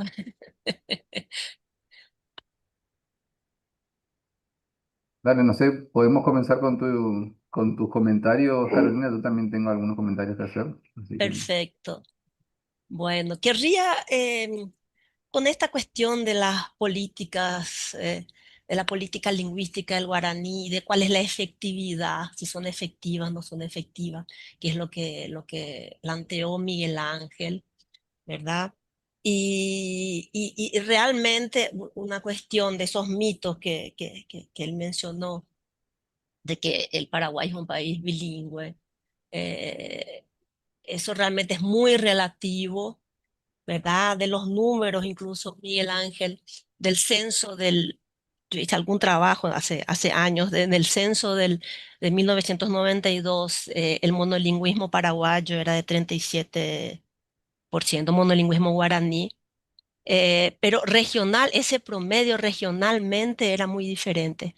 En las regiones de San Pedro, por ejemplo, era 80% de monolingüismo, 79% de monolingüismo guaraní, es altísimo el monolingüismo, ¿verdad? Y también de la necesidad de saber también el castellano, porque el monolingüismo guaraní significa falta de acceso a la educación, a las instituciones del Estado, al derecho, en fin. Pero una cosa que yo me pregunto y que querría comentarte, Miguel Ángel, ¿cuál es tu opinión con relación a la cuestión de las políticas lingüísticas? Muchas veces mirar al pasado y mirar otras circunstancias pueden ayudar a iluminar el presente. En ese sentido, tengo colegas que son especialistas del latín en Europa, ¿verdad? Y que analizaron cómo fue el proceso por el cual el latín se volvió una lengua muerta. Porque eso no ocurrió con la caída del Imperio Romano, que fue en el siglo V. La lengua siguió viva a pesar de la caída del imperio. Siguió viva como lengua de la cultura letrada en general y de la administración del Estado y de la religión, obviamente, y el propio papel de la iglesia, claro que aseguraba ese papel del latín. Entonces, ¿cuándo fue? Claro que era la lengua de una élite muy reducida, dadas las características de la sociedad medieval, sin duda, pero siguió siendo una lengua viva. ¿Cuándo muere? ¿Cuándo empieza a morir la lengua? Ellos dicen, estos colegas, ¿verdad? Cuando allá por el siglo XV, perdón, con todo ese retorno al latín clásico, al Renacimiento, al bello latín de Cicerón, lo que los europeos hablantes de latín se dieron cuenta es que después de siglos, el latín que hablaban era un tremendo de un yopará, ¿verdad? Porque hablantes de diferentes lenguas vernáculas, lo que se volvería el francés, el castellano, etcétera, habían, claro, se habían apropiado de la lengua, seguían hablando y dándole sus colores locales. Entonces, incluso los especialistas gramáticos de latín empezaron con un movimiento purista de retorno al bello latín de Cicerón, que no era mezclado, que no se podía tocar. Y algunos gramáticos decían, no, yo no voy a hablar en latín para no tocarlo, para no estropearlo de cierta forma, ¿verdad?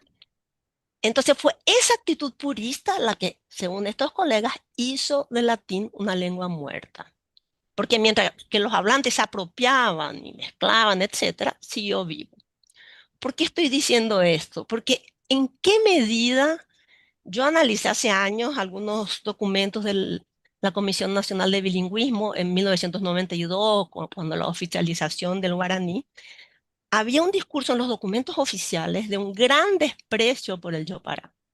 Es decir, sí, el guaraní, lengua oficial, pero sí, la lengua del pueblo, la lengua popular, pero lo que el pueblo habla es un disparate.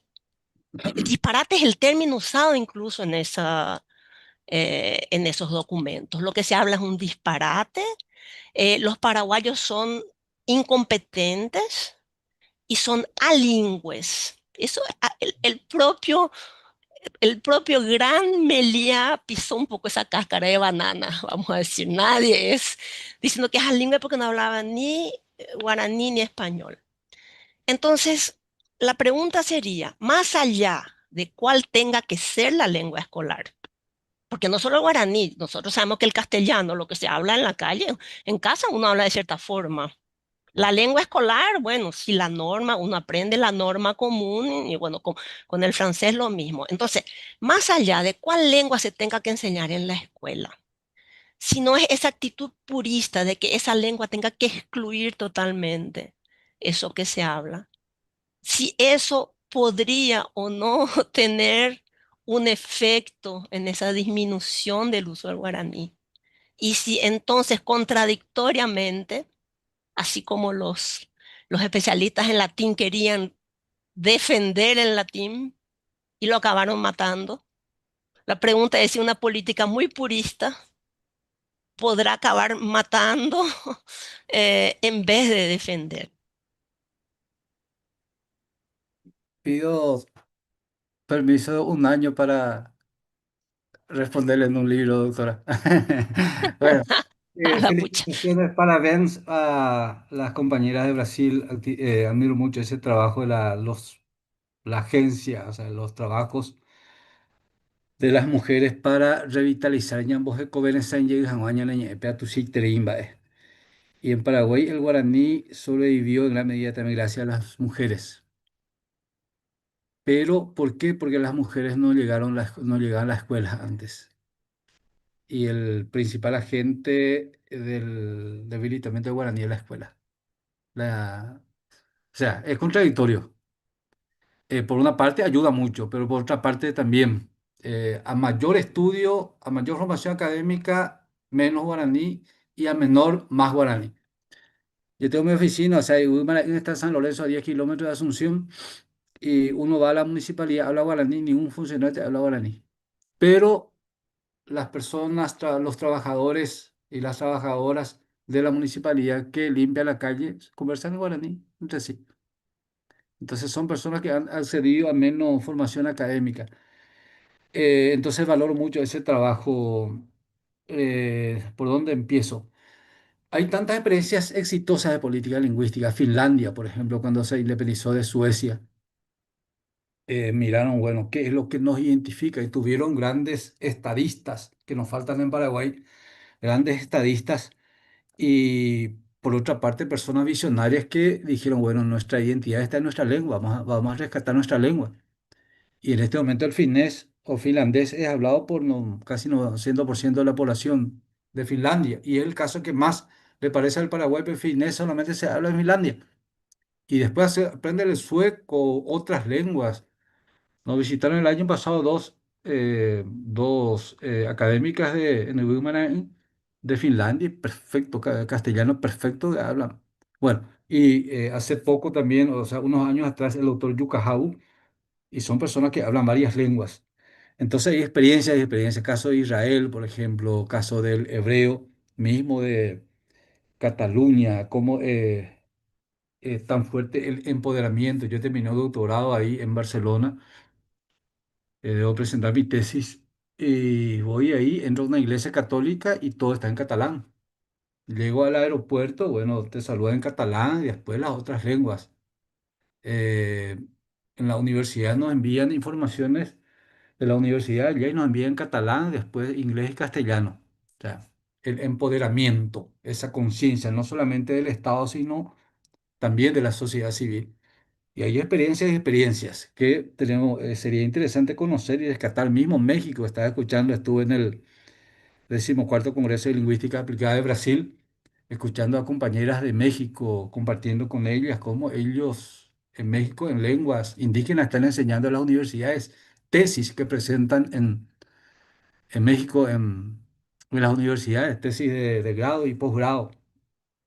Entonces, las políticas lingüísticas tienen que servir para eso. Hay tantos insumos, hay tantas experiencias positivas, pero para eso tiene que haber voluntad de parte del Estado. Y eso es lo que falta en Paraguay, especialmente, y yo siempre soy muy directo en lo que hablo, y eso a veces me crea problema, pero no importa. Los dos partidos tradicionales que se crearon después de aquella guerra. Eh, las conquistas en Paraguay en términos de políticas lingüísticas, la Constitución Nacional, bueno, en un momento de ebullición después de la caída de la dictadura. Y la ley de lenguas, la Comisión Nacional de Bilingüismo, yo siempre responsablemente digo, señora Carolina, Comisión Nacional de Monolingüismo, no es de bilingüismo. Y bueno, trato de dejar en artículos, en libros, lo que digo, Comisión Nacional de Monolingüismo. Tenía que elaborar el Plan Nacional, o sea, proyecto de ley de lengua nunca se movió. Y tuvimos que de la sociedad civil organizarnos, incluso nos pusieron trabas, hasta que logramos la ley de lengua en esa primavera democrática, en la época de Fernando Lugo. Logramos la ley de lenguas, logramos la Secretaría de Políticas Lingüísticas, la Academia de la Lengua Guaraní, un presupuesto modesto, pero un presupuesto adecuado para la Secretaría. Apenas le quitaron y cortaron la mitad del presupuesto de la Secretaría. Entonces, política lingüística, estamos hablando de política. Y bueno, mi trabajo es un poco ortodoxo, por eso a veces me crea problemas, pero no importa. Eh, y el tema del purismo, por supuesto, el purismo mata la lengua. Gracias a mí, yo como académico soy purista en el sentido amplio de la palabra, pero en Paraguay es un purismo incoherente, muchos, esto que usted decía, yo no hablo guaraní para ensuciar esta lengua tan dulce, famosa expresión. ¿Y acaso el castellano no es dulce cuando lo hablamos bien o el portugués? Una estupidez, son discursos. Entonces no hablo para no ensuciar, inclusive docentes de guaraní. Entonces una lengua tan linda. Entonces un poco, por eso decía, nuestra formación, escasa formación nos traiciona en Paraguay de los docentes de guaraní. Por otra parte, la escasa voluntad política. O sea, no puede ser que la Secretaría de Política Lingüística en 14 años no tenga un plan nacional de lenguas, a pesar que la ley de lenguas la obliga a la Secretaría, y no hay. ¿Y por qué no hay? Bueno, estuvimos cerrando un plan cuando, me disculpan que hablo de mi trabajo, pero fui director general de Planificación Lingüística, cuando estamos cerrando, me quitaron la dirección y nunca se cerró ese plan ni se elaboró otro. Este, Ahora estamos teniendo una entrevista. Nosotros tenemos dentro una plataforma que creamos, volvimos a crear en el año 2022. Y tenemos un trabajo, una mesa de trabajo con la Secretaría de Política Lingüística, con el ministro y los directores generales. Pedimos para plantear nuestras preocupaciones y también propuestas, no solamente ir a criticar, sino llevar propuestas. Tenemos los primeros días de septiembre un taller con ellos para plantear todo esto, o sea, cómo podemos trabajar en sinergia la sociedad civil y el Estado de manera que podamos revertir esto que estaba mostrando.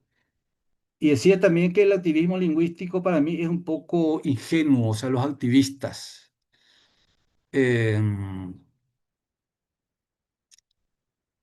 muchos docentes, inclusive formadores en lengua guaraní, redactan una nota para el Ministerio de Educación o para, no sé, una municipalidad y redactan en castellano. ¿Y por qué si soy profesor, si soy activista, por qué no redacto en mi lengua?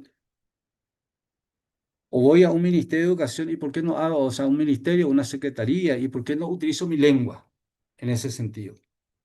Ahí está mi crítica a nosotros los activistas lingüísticos. Por otra parte, un tema muy interesante es el guaraní en Paraguay. Siempre hubo una especie de acuerdo tácito entre lo rural y lo urbano. O sea, castellano se habla en Asunción, ciudades más grandes, y guaraní en el campo. Pero ese acuerdo tácito se ha roto. Yo soy del campo mismo, hacia Caguazú, hacia Ciudad del Este, ya hacia Alto Paraná. Mi mamá habla bastante bien castellano, creció en Asunción, mi papá también hablaba, pero nunca ellos nos transmitieron castellano en casa. Inclusive mi papá decía en guaraní, Nandu Yurupe castellano, no quiero escuchar en boca de pobres el castellano. Y nadie entendía castellano. Un vecino se casó con una argentina y se fueron a vivir allá y siempre se hallaba tanto esta señora en casa porque podía conversar con mi mamá y con mi papá. Bueno, después de varios años yo fui a mi pueblo, fuimos ahí en el campo y tanto me llamó la atención, puse eso en un artículo que publiqué en Bolivia, que los niños son trilingües, las niñas hablan guaraní, castellano y portugués. El portugués está avanzando vertiginosamente en Paraguay. Entonces, nosotros que no sabíamos castellano, ahora todos los niños hablan castellano, y también hablan guaraní, pero también portugués, son trilingües. Entonces, para mí hay una ruptura, ese acuerdo tácito. El castellano está entrando en todos los ámbitos en que el castellano era espacio único del guaraní, y el castellano ahí entrando, y el guaraní entra también, pero menos. La semana pasada estuve en el Poder Judicial y tengo que reconocer y aplaudo eso. Probablemente dije en una reunión que probablemente 30% de las personas que trabajan y que están en ese entorno hablan, se comunicaban en guaraní, pero escrito nada, nada de guaraní. Pero el uso, o sea, entra también el guaraní en zonas en que el castellano era fuerte antes, o sea, como única lengua, pero menos, pero el castellano sí. Melía dice que el guaraní se mantuvo gracias a dos fenómenos. Uno, porque por la lealtad de sus hablantes, y dice él, porque los paraguayos y paraguayas nunca tuvieron la posibilidad de aprender castellano. Y yo creo que sí, ahora sí en Paraguay todos tenemos la posibilidad de aprender castellano. O sea, la televisión, las radios, medios de comunicación en general, el sistema educativo, la electricidad que llegó por todos los rincones, entonces los medios llegan. Entonces, castellano podemos aprender. Y creo que también el guaraní, pero toda esa actitud de las que hablé, las prácticas, usos, un poco nos impide. Y el problema, para mí el peligro mayor, esto que decía, y con eso cierro, que posible corte de la transmisión intergeneracional. Los que estudian esto, cómo se puede debilitar una lengua, dicen, bueno, uno de los elementos es el volumen de hablantes. O sea, uno decir guaraní tiene 8 millones de hablantes y decir que está en peligro, es decir, alguien te dirá, pero es una estupidez. El autor Klaus Zimmermann, alemán, ubica el guaraní entre las lenguas amenazadas. Hay un artículo que él escribió, se llama La amenaza de la lengua guaraní. Y justamente pone acento en este tema de posible corte intergeneracional. ¿Y por qué una mamá, un papá, pareja, una pareja bilingüe que tiene hijos, por qué no les pasa en la casa el guaraní? Esa es la pregunta. Y yo creo que es como resultado de esa violencia lingüística nunca asumida. No hay ni un solo artículo ni un solo libro escrito sobre ese tema en Paraguay. Y el dolor lingüístico que deviene de esa violencia. Murió mi papá hace como 10 años y el hermano Pajagüe, mi último tío, estaba en el Ñembo de Paja, le llamaba acá el novenario. Y mi tío, uno de los tantos que fue torturado en la escuela por no hablar guaraní, y dejó la escuela. Era analfabeto mi tío, murió ya también. Y vino con su nieto y él trataba de hablarle castellano al nieto. Pero su castellano era cualquier cosa que castellano. Entonces le dije en guaraní, ¿por qué tío no le hablas a tu nieto en guaraní, en castellano, en guaraní? Y me dijo, él no quiero que sufra en la escuela. Por supuesto, hablando en guaraní, no quiero que sufra en la escuela que yo sufrí. A eso yo le llamo dolor lingüístico. A eso le llamo dolor. No quiero que sufra lo que yo sufrí. Y le dije, tío, pues, siempre hablando en guaraní, tío, le dije, bueno, y tu nieto habla castellano, ya no va a sufrir, pero era imposible. Eh, entonces, esto también le llamo el autoodio. O un hermano mayor mío, esto puse también en un artículo, no puse por supuesto que era, no conté que era mi hermano. Él se casó con una argentina, viven en Paraguay, y su hija y que habla muy mal el castellano, apenas el castellano. Un día le dije, ¿por qué no le hablas a tu hija en tu lengua, en guaraní? Y él vivió muchos años en Buenos Aires y me dijo, yo sufrí mucho por causa del guaraní. Y traté de convencerlo que no fue por causa del guaraní, que es una cuestión de fuerzas sociolingüísticas, que no fue, no, pero era imposible, fue imposible convencerle que no fue por causa del guaraní. Entonces él dijo, por causa del guaraní yo sufrí mucho en Buenos Aires, sufrí mucho en la vida, por lo lingüístico. Y por eso no quiero que mi hija hable. Entonces, cuando una población se resiste a transmitir su lengua, ese es el peligro. Y lamentablemente esto, inclusive, muchos, la mayoría no queremos hablar. A uno dice, no, Miguel es muy extremista, es muy negativo. No, soy radical y soy objetivo, o sea, esa es la realidad. Y sí, ¿por qué? Porque si no tratamos estos temas, nunca podemos enfrentarlos. Justamente el desafío con la Secretaría es esto. Y cierro. Melia dice que, dice en uno de sus últimos libros, el guaraní está enfermo y no tiene médico que diagnostique su enfermedad. y justamente aceptar esa situación y buscar diagnosticar y buscar cómo enfrentar para superar.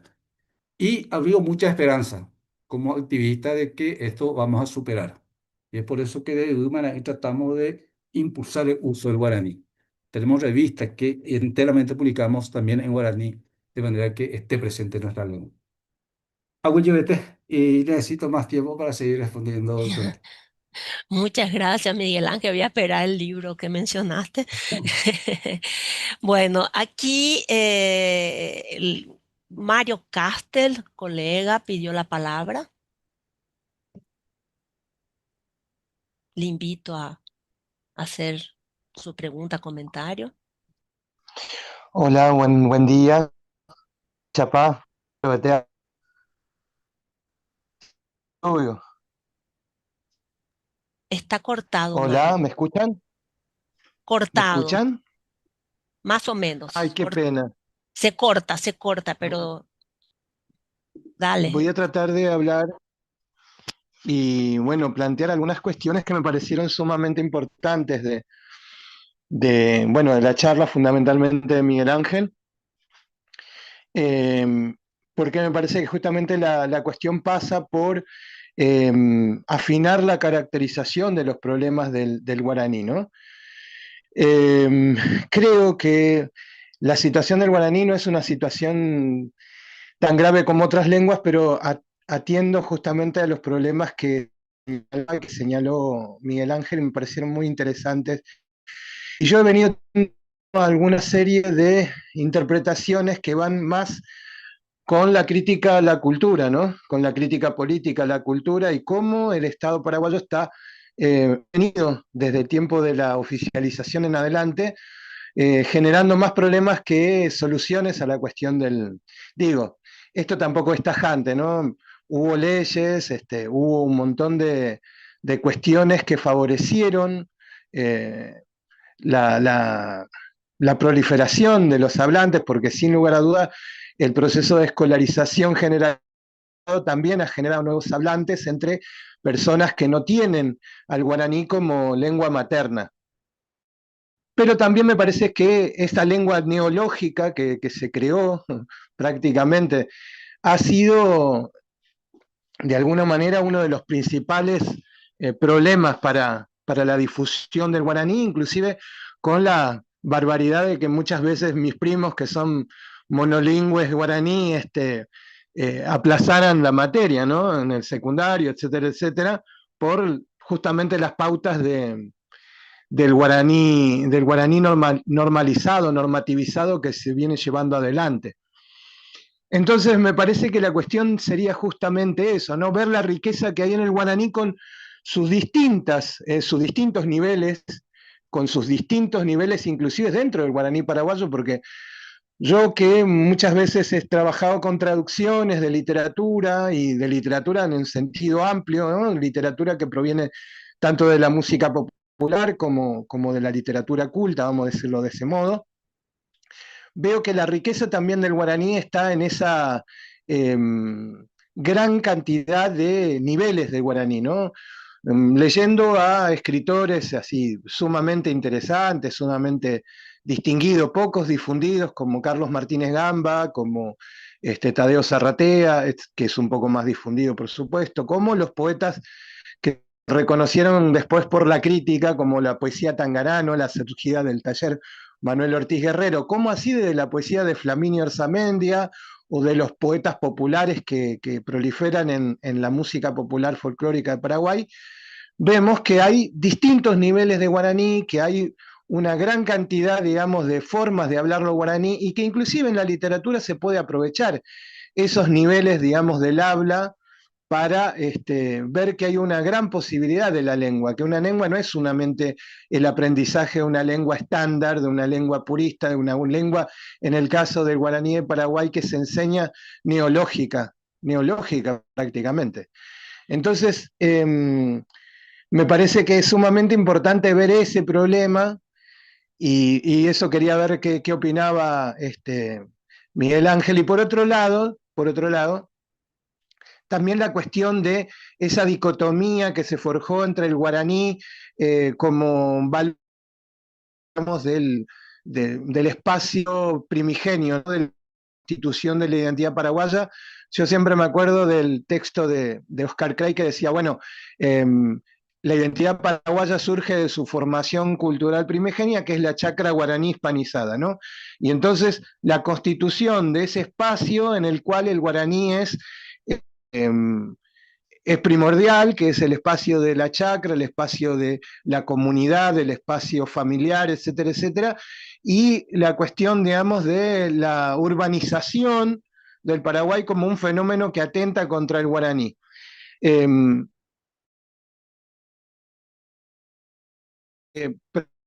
Artísticas, como por ejemplo el hip hop o la cumbia, o cosas que consumen los jóvenes, que consumen las clases bajas también, pero no solamente, vemos que hay un gran interés por el guaraní y hay un gran uso del guaraní. Entonces, digamos, ¿cuál es el factor realmente? Hay un factor que tiene que ver con el abandono que hacen las juventudes de ese espacio, tiene que ver con un abandono que hacen los chicos y los jóvenes que viven en las ciudades respecto de los espacios del guaraní, ¿o es que acaso hay una política cultural, digamos, que atenta contra esa vinculación entre los jóvenes y el guaraní? Yo he escuchado muchas veces entre algunos otros primos que son de clase media o alta, eso del guaraní como lo valle, ¿no?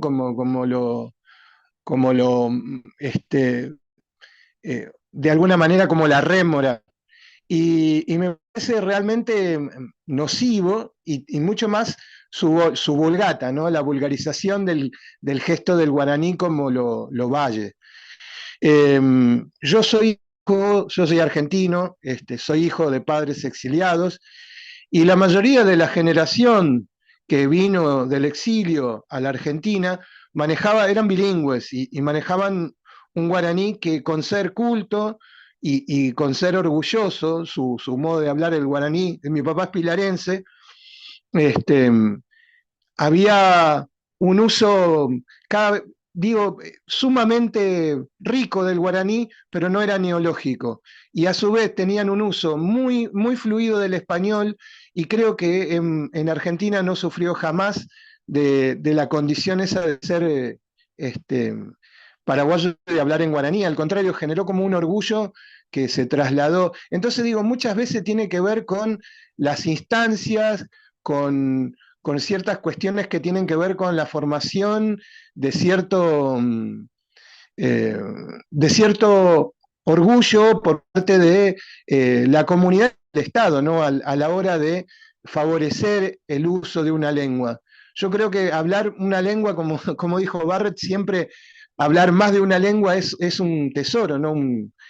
Y en ese sentido me parece que, por un lado, la solemnidad con que se trata el uso de las lenguas, incluso cuando estamos ante profesores guaraniólogos, muchas veces el tono en el que se declama y todo lo demás deja al guaraní como en un nivel así como de pulcritud, ¿no? Como de no nos metamos con esto porque esto tiene que ser como dijo Miguel Ángel, la dulce lengua y todas esas cosas que muchas veces nos ponen de mal humor cuando las hablamos. Lo que quería preguntar, y esto era para cerrar, es si hay o si puede haber una línea política para entender esa variabilidad de dialectos y para aplicarlos también en la juventud, ¿no? Para sacarle ese lastre solemne al discurso, digamos, guaranítico. Lo veo inclusive en la producción lingüística, la necesidad, digamos, de la solemnidad para hablar de temas serios, y eso es sumamente molesto. Bueno, perdón, esa es mi pregunta, esa es mi intervención. Muchas gracias. Carolina, quiero hacer un aporte porque en el sentido de lo que comentó Mario, así dejamos por ahí, Miguel, si le damos tiempo para que responda una, ya no vamos a tener tiempo para escuchar otra. Primero, felicitar a las compañeras, a Fabiana, Mariana, a Diazzi, el trabajo de, de agencialidad, revitalización de las lenguas en comunidades, especialmente en pequeños grupos. Es un trabajo bestial, sobre todo porque no va acompañado necesariamente de las instituciones y muchas veces esa pervivencia de las lenguas se fortalece gracias al acompañamiento de las políticas públicas. Si no hay unas políticas públicas que se sostengan a lo largo del tiempo, no garantizan nada por descomunal que sea el esfuerzo. Así que es de aplaudir que se realicen estos esfuerzos y que bueno, de alguna manera atraigan la atención, ¿no? Entonces, bueno, eso por un lado, felicitar a las compañeras por el trabajo y agradecer por compartirlo también. Y en relación con la intervención que realizó recién el compañero Mario Castells sobre la exposición de Miguel Ángel, a mí me surgieron varias preguntas, sobre todo en cuanto a una constante que veo en muchas investigaciones, voy a ser medio malo de decirlo entre comillas, eh, sin muchas publicaciones en torno y reflexiones en torno a lo que sucede en el guaraní en el Paraguay y las políticas lingüísticas. Primero, primero que nada, me planteé varias veces cuánto sabe el Estado, cuánto saben las instituciones sobre los hablantes más allá de los censos. Es decir, el censo generalmente lo que hace es recorrer, pongamos, domicilios, familias, grupos domésticos y hacer la pregunta por el conocimiento de la lengua, sin tener en cuenta que muchas veces los hablantes no saben qué saben. Es decir, vos le decís hablas castellano o guaraní y para ellos no hay una diferencia clara entre uno y otro, es un continuum, entonces están todo el tiempo hablando las dos lenguas y si le decís que te hable guarañeté, no te va a hablar guarañeté, va a ser siempre algo intervenido así mixturado con el castellano. Entonces, ¿cuánto saben ahí? Cuánto hicieron las instituciones? ¿Cuánto hizo el Estado? ¿Cuánto se esforzó el Estado? ¿Cuánto se esfuerzan las instituciones por saber realmente cuáles son los usos de los hablantes, cuáles son las actitudes lingüísticas? Creo que ese es un punto débil en general de los estudios sociolingüísticos que se realizan en Paraguay, de no ahondar y no problematizar demasiado eso. Hay mucho escrito sobre las ideologías lingüísticas y también sobre las ideologías diglósicas, el prestigio encubierto, ese tipo de representaciones que están latentes en la sociedad paraguaya y que se trasladan a los hablantes en general del guaraní, más allá de las fronteras del Paraguay, quiero decir, y, y que bueno, entran a colisionar un poco con los usos que ofrecen las instituciones del guaraní a partir de la oficialización. Pensemos, hace un rato dijo Miguel Ángel, soy hablante guaraní, pero no tengo derecho de ir a pedir una ley escrita en guaraní. Aun si fueses un hablante de guaraní, del guaraní corriente, del guaraní cotidiano, si te vas y pedís una ley escrita en guaraní, no la vas a entender porque los letrados se tomaron la molestia de elaborar un lenguaje tan sofisticado, neológico, decía recién Mario, lenguaje purista, lleno de tecnicismos en guaraní, que un hablante cotidiano no va a entender esa ley. Y el Estado no se preocupa tampoco por ver cuál es el registro, cuál es la variedad de uso del hablante. Y esa no preocupación justamente no investiga realmente. Y algo siempre lo digo a modo de llamado de atención, así interno, que tengamos una proliferación de licenciados y magísteres y doctores relacionados con el conocimiento de la lengua guaraní en muchas instituciones y que no haya investigaciones profundas sobre qué es, cómo se utiliza el guaraní, cuáles son los dominios de uso, no sé, cuál es el empleo en los diferentes espacios, en las instituciones, en los diferentes departamentos del Paraguay, no hay un conocimiento así cabal y minucioso, ¿no? Y eso afecta al proceso de enseñanza. Miguel Ángel decía, hay una formación o una despreocupación de los docentes, hay una mala formación de los docentes respecto de la lengua guaraní. Y yo siento como que estamos atacando a los docentes, que son como uno de los últimos eslabones de la cadena, cuando el docente no es un gestor de política pública y lo poco que puede diseñar lo diseña a partir de las propuestas que propone el Estado. Y si el Estado nos propone enseñar una lengua estándar, purista, que no emplea a la gente, el docente poco puede hacer porque si se anima a intervenir, enseguida recibe las críticas, digamos, de los pares o de los especialistas en todo eso que es la planificación de las lenguas, ¿no?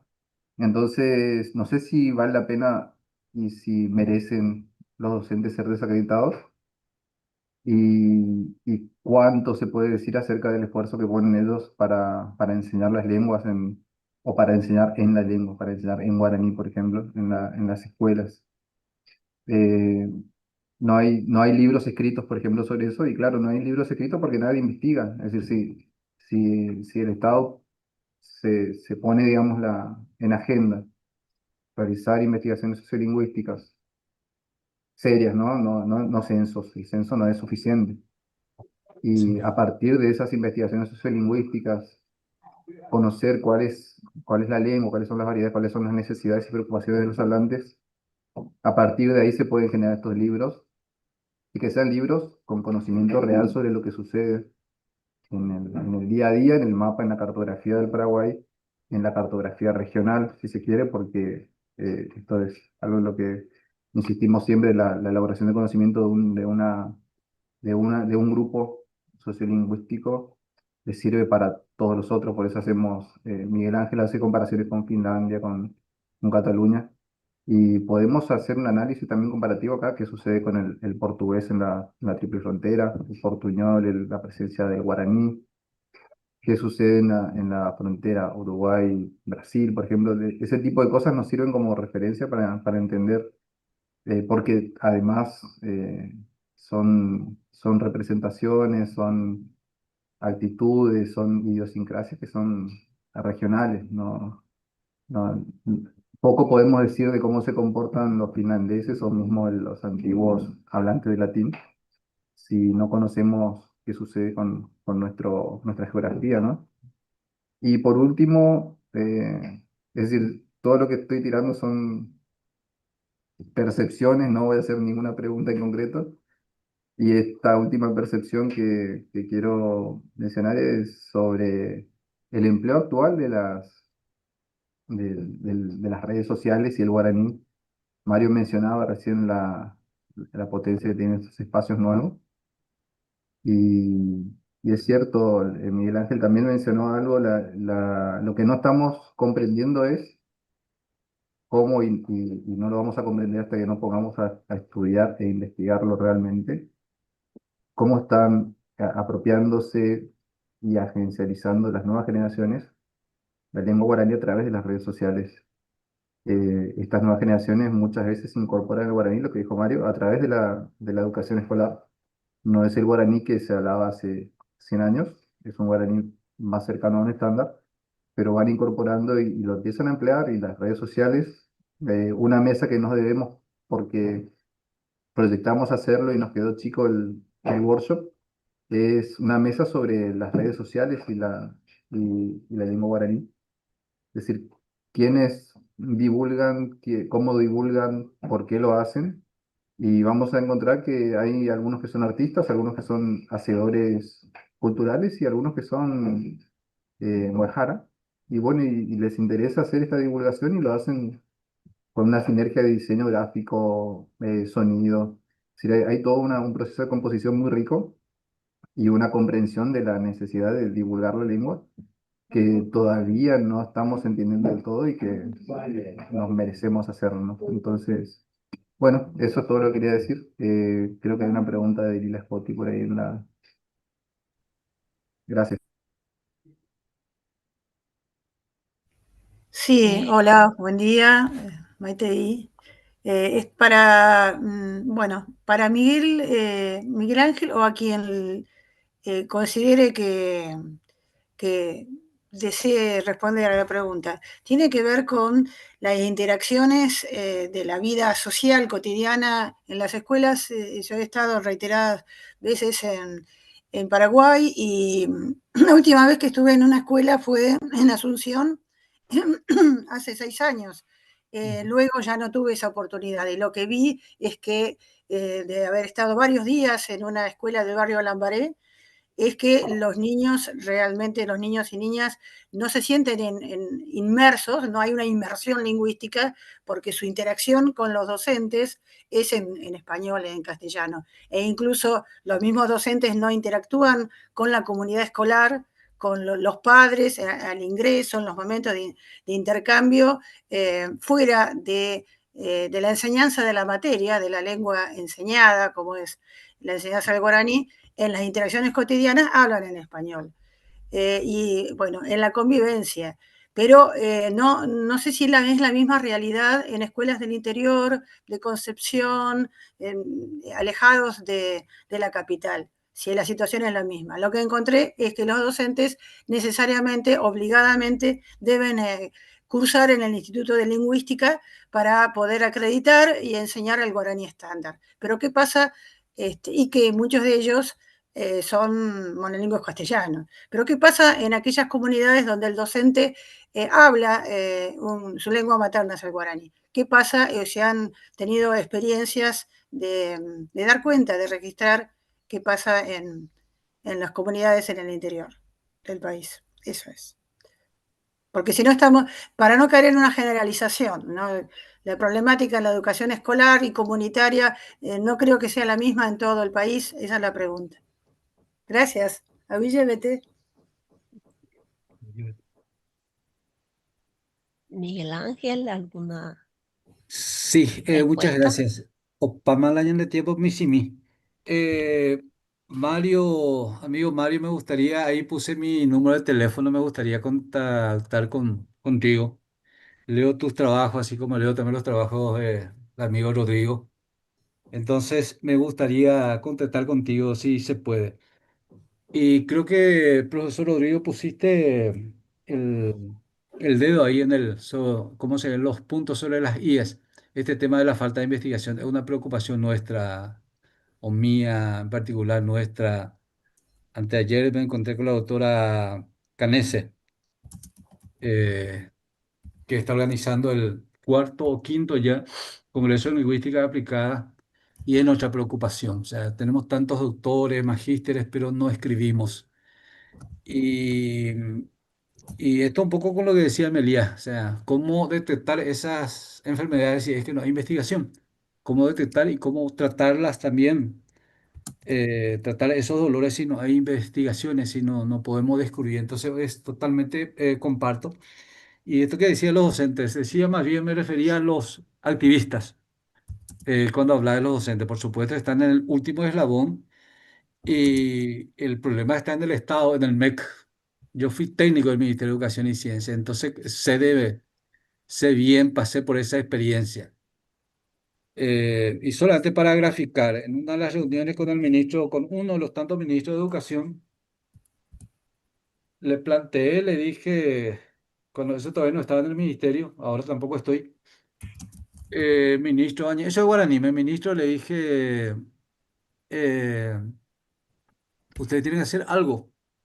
Los niños y niñas que no hablan castellano guaraní hablantes, se les escolariza en castellano y se viola sus derechos lingüísticos. Y salió ese ministro y me dijo, sí, tenés razón, por eso hay que acelerar que todo el mundo hable castellano. O sea, la solución es esto que decía Aracil, las dos opciones de las que hablé. Un ministro que se formó en Alemania, una persona a quien yo admiro mucho, un gran pedagogo, pero esa es la ideología todavía del Ministerio de Educación. A mí me llevaron del Ministerio de Educación para trabajar aquel año del Bicentenario para traducir documentos al guaraní y tuve que traducir todo, pero nunca se publicaron. Una vez me tocó, yo tenía que elaborar un documento entonces de 50 párrafos, bueno, escribí uno en guaraní y la directora de escolar básica salió y se lo dijo, exijo que esta parte se traduzca al castellano para que yo pueda entender, tengo derecho. Y era mi jefa, le dije, qué lástima que usted no diga lo mismo estando en la otra vereda, mirando a los niños y niñas que no hablan guaraní. O sea, esa es un poco la ideología dentro del medio. Eso no ha cambiado, compañeros, no ha cambiado. Y la educación es una herramienta de suma importancia. el guaraní está entrando en todas las facultades. Yo enseño, ahora por eso me tomé medio de sorpresa, yo corté ahí mi clase de la Facultad de Arquitectura de la Universidad Nacional de Asunción y entré y ya tenía que hablar. Me sorprendió hace rato. Ahí tenemos como 200 estudiantes que están aprendiendo guaraní y muy rápido hablan. Hay actitud positiva en los jóvenes. Rápidamente van hablando de un material que yo elaboré para enseñar en esa facultad, guaraní comunicativo, no gramática. Eso para el enfoque comunicativo. En la facultad de medicina, o sea, hay muchos avances, eso no podemos negar. Y ahí el campo es fértil, los niños jóvenes quieren hablar, quieren aprender la lengua. Y esto de las redes sociales, hay tantas herramientas. El problema es la falta de normalización. O sea, yo viajo a Ciudad del Este, nosotros como activistas fuimos a hablar con el ministro de Obras Públicas. Se amplió esta ruta de Asunción a Ciudad del Este y la ley dice que todas las señalizaciones que tienen que estar en ambas lenguas. Nos fuimos, le llevamos ejemplo, nos ofrecimos por si nos tengan dinero, a pesar de no estar endeudando por años, que nosotros íbamos a hacer las traducciones al guaraní. Sí, está bien, pero nunca nos hicieron caso. Entonces, ¿qué pasa? La falta no, o sea, el modelo de lengua es una cuestión fundamental, pero también la falta de normalización. O sea, un niño, un joven es pragmático. O sea, ¿de qué me sirve? Si yo viajo hacia el este, ninguna señalización está en guaraní. Eh, la escasa normalización y este tema que planteó el doctor Rodrigo y también planteó Castel es el modelo de lenguas. En la academia, yo soy miembro también del número de la academia, todavía no definimos el modelo de guaraní. Para mí es lógico y es natural que haya modelos, niveles, decía un compañero. Me parece que tiene que ser así, ¿verdad? Entonces, al no tener todavía definido como academia un modelo, qué guaraní, si ello, para si esto, entonces también está afectando la enseñanza del guaraní. Y eh, Estamos casi un poquito tarde. sí, sí, y yo creo que por ahí, compañeras y compañeros, abrigo muchas esperanzas. Yo creo que con mayor investigación, mayor conciencia lingüística y que asumamos la situación de la lengua. Porque hay algunos que dicen, no, vos no querés a la lengua porque hablas mal, que decir que está mal la lengua. Y es como decir, bueno, el médico me dijo que estoy enfermo, entonces no me quiere el médico, es malo. Es algo así un poco nuestra actitud. Y es hora de asumir esto, profesor Rodrigo, demás compañeras, también el profesor Castel. Yo creo que está muy buen camino y abrigo esperanzas. Yo creo que nos estamos sacudiendo y tenemos esta reunión con la Secretaría y los que trabajamos de la sociedad civil para discutir, plantear propuestas y también buscar. Uno de los puntos tiene que ser la investigación. Es fundamental. Abuelete, era Bueno, aceite agua con yurullares, año a o paiteta pisaña en el ndúa, pe abuelle ñaño comidares, ña me agua, apes a veí, cuña caraí, papu maleteo, ña acue, guaraní, ñandeva, bebeí, año a y su abrazo para ellas. ¿Sabe coño? Y la guaraní. Oye, vete. muchas gracias, Miguel Ángel. Estamos a tiempo. Quiero hacer un comentario rapidísimo que tiene que ver con lo que se colocó, esa cuestión de que eh, hay una frase de un autor que dice sobre la cuestión de la necesidad de investigar la lengua, de conocer, de escribir, y es claro que depende del modelo, de hacer que el guaraní se vuelva realmente una lengua, no solamente de los intercambios cotidianos, sino una lengua de la ciencia, de la administración. Ese autor dice, ninguna lengua se vuelve lengua del saber sin haber sido antes objeto de saber. Es decir, esa necesidad es más o menos aproximada a la frase. Escribí algo al respecto. Es decir, esa necesidad de producir un saber sobre el guaraní. Mm, Creo que es importante no tener siempre la idea que como cualquier lengua, la unidad de la lengua es un artefacto, es imaginaria. La lengua siempre va a haber lenguas.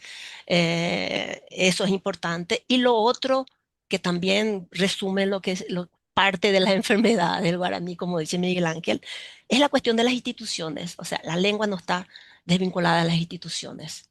Entonces, sea cual fuera el modelo, aunque sea esa especie de esperanto que se inventa, ¿verdad? Sea o no sea, si no hay instituciones fuertes para enseñarla, siempre va a haber el problema de la transmisión, digamos. Y sabemos que la escuela pública en Paraguay eh, no es buena, o sea, no enseña ni guaraní, ni español, ni las otras materias de manera satisfactoria. Entonces, digamos, atacar el problema de la lengua es atacar el problema de la descripción del conocimiento de la lengua y del fortalecimiento de las instituciones, en particular la institución escolar, pero otras también. Por ejemplo, políticas de incentivo a la producción literaria, a la producción periodística. En fin, hay muchas maneras de fomentar la lengua que creo que forman, que los propios hablantes producen, y bueno, y hay muchos literatos y gente que está produciendo, pero creo que la lengua en sí se desarrolla en medio a todo eso. Bueno, muchas gracias, disculpe el abuso, abuso de autoridad por tener el micrófono, porque estamos un poco tarde, pero ahora tenemos un... A ver, Rodrigo, te paso la palabra, organizador, para que nos digas lo que tenemos Bueno, que hacer. muchas gracias, Carolina, Miguel Ángel, mi compañera Fabiana, Mariana, Yatsi. Excelente las intervenciones, muy rico el debate, sobre todo. Ahora tenemos, a las 11 tenemos la conferencia de Elodie Blestel, esta investigadora francesa invitada especial. Así que mientras tanto, mientras preparamos esa parte, vamos a hacer un pequeño break y nos encontramos en 10 minutos. Es así medio puntual. Así que nos tomamos un descansito. Seguimos Hago yo, conectados y obligado.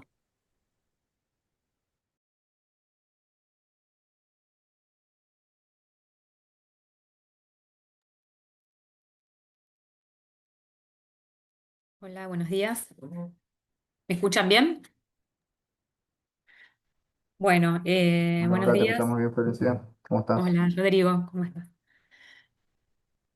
Bueno, entonces abrimos el espacio de conferencias de este congreso, del tercer workshop internacional, el guaraní en perspectiva regional e interdisciplinaria. Bueno, y esta primera conferencia de nuestro workshop, tenemos el agrado de recibir a Elodie Blestel, que va a presentar su conferencia titulada De la autenticidad a la disidencia, reconfiguraciones sociales del guaraní en el espacio público paraguayo. Elodie Blestel es profesora en lingüística hispánica en la Universidad de la Sorbonne Nouvelle París e investigadoras de los centros CLESTIA, por sus siglas en francés, Lenguaje, Sistema, Discurso, y CREDA, Centro de Investigación y Documentación sobre las Américas. Su trabajo se centra en la construcción del sentido, tanto semántico como social, en contextos de contacto lingüístico, abordando cómo las formas emergentes participan en dinámicas de interpretación, legitimación y discriminación.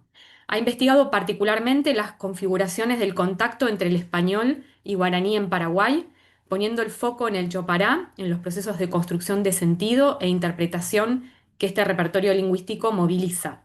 También ha publicado sobre las variedades del español caribeño en contacto en Colombia, con énfasis en los procesos de racialización y desigualdad. Es autora del libro publicado muy recientemente, Discriminación linguística, social y racial, eh, publicado por la Universidad de la Sorbonne Nouvelle, y su enfoque combina perspectivas críticas, sociolingüísticas y antropológicas para comprender las prácticas plurilingües en América Latina. Bueno, para mí es una gran alegría bueno, poder presentar a Elodie, así que bueno, eh, ansiosos por escucharte. Muchísimas gracias, Florencia.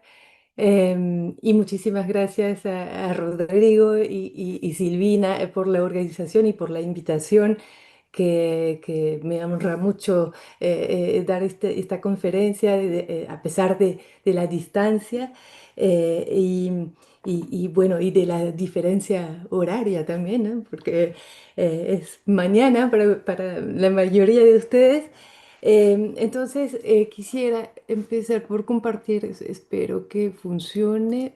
A ver, me van a decir si ven la presentación.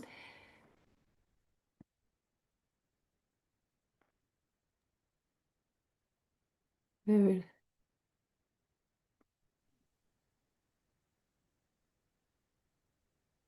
Ahora Ahí se creo ve que perfecto. sí, ¿no? Sí se ve, ¿verdad? Y Perfecto, sí. me escuchan bien también, no se corta. Ujú. Ok, listo, Bien. perfecto. Entonces, Eh, entonces, aparte de la diferencia horaria, lo que nos une hoy es un dato único en el guaraní, el hecho de que una lengua indígena haya sobrevivido como lengua mayoritaria. En el caso de Paraguay, voy a enfocarme sobre Paraguay, sobre todo en esta presentación, y no solamente entre hablantes indígenas, ¿no? Esto lleva a Bruno Estigarribia a decir que, según él, y a pesar de lo que se ha dicho hasta ahora, esta mañana, según él, no, esto es una muestra de vitalidad, que la lengua no está en peligro e incluso tiene una vitalidad y una viabilidad excepcional. Evidentemente, si la comparamos con el español, obviamente está en retroceso, y si comparamos con la situación de las demás lenguas indígenas, nada más en el Paraguay, está claro que tiene mucha fuerza todavía. Pero esta frase me gusta sobre todo porque suena casi épica, ¿no? Como si el guaraní hubiera ganado una batalla histórica contra todo pronóstico. Pero obviamente, y como ya estamos viendo desde esta mañana, no es tan simple, y si todo fuera tan simple no estaríamos aquí, porque primero por la gran pregunta que vuelve siempre, que es exactamente lo que se habla en Paraguay, si es guaraní, castellano, el famoso tercer idioma o yopara. Desde que se estudia la situación lingüística en Paraguay, los lingüistas se hacen la misma pregunta, y es una pregunta no resuelta. Esto ha dado lugar a un caleidoscopio de definiciones, dice Penner, que lejos de disipar las dudas, sigue alimentando numerosas interrogantes. Y es verdad que la situación es muy compleja y particularmente rica, porque según dónde estamos, de dónde estamos hablando, no, tenemos visiones diferentes. Yo no voy a hablar desde la política lingüística ni desde las necesidades de la educación, como lo hacía Miguel Ángel esta mañana, porque obviamente es otra visión, la necesidad de tener un estándar, de tener un consenso sobre lo que tendría que ser el guaraní. Queda fuera de mi presentación. Y voy a enfocarme sobre todo sobre lo que es el guaraní o yopara, según cómo se llame, es decir, el continuum que no normado, digamos, de posibilidades de realización, como dice Calfel, y en el cual los hablantes encuentran recursos distintos de construcción de significados, y para construir el significado y el contexto comunicativo. Porque obviamente el guaraní funciona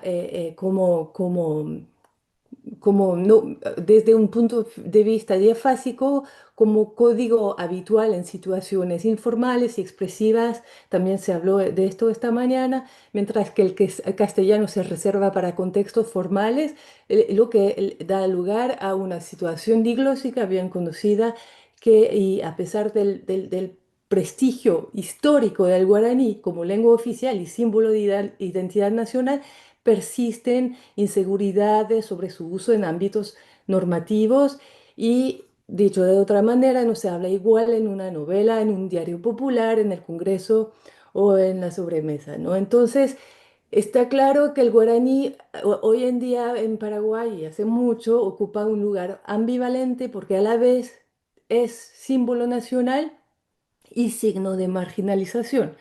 Se exalta, por un lado, como emblema identitario, e incluso esa valoración suele invisibilizar la diversidad indígena de las demás lenguas del Paraguay, y a la vez es un estigma, ¿no? Y de hecho la nación se ha construido sobre este mito de la hibridación guaraní hispánica que se presenta como rasgo unificador, pero también es usado políticamente para incluir y excluir.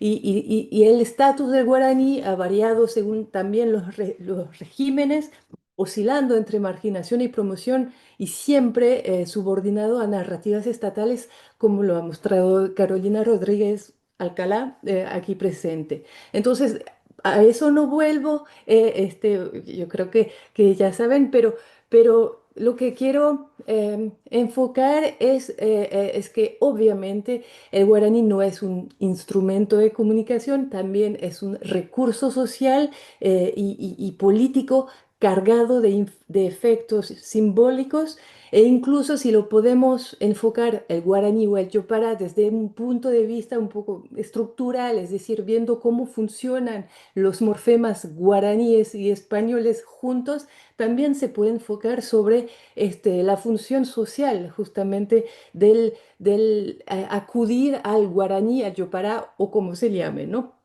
Entonces quiero ir un poco más allá de la mirada propiamente lingüística, porque ahí están mis publicaciones anteriores, para enfocarme desde fuera, porque obviamente no soy paraguaya, yo soy francesa y mi visión tiene este sesgo de venir de fuera, pero pensar y compartir con ustedes unas observaciones sobre hipótesis sobre cómo funciona el guaraní, me parece, en el espacio público paraguayo.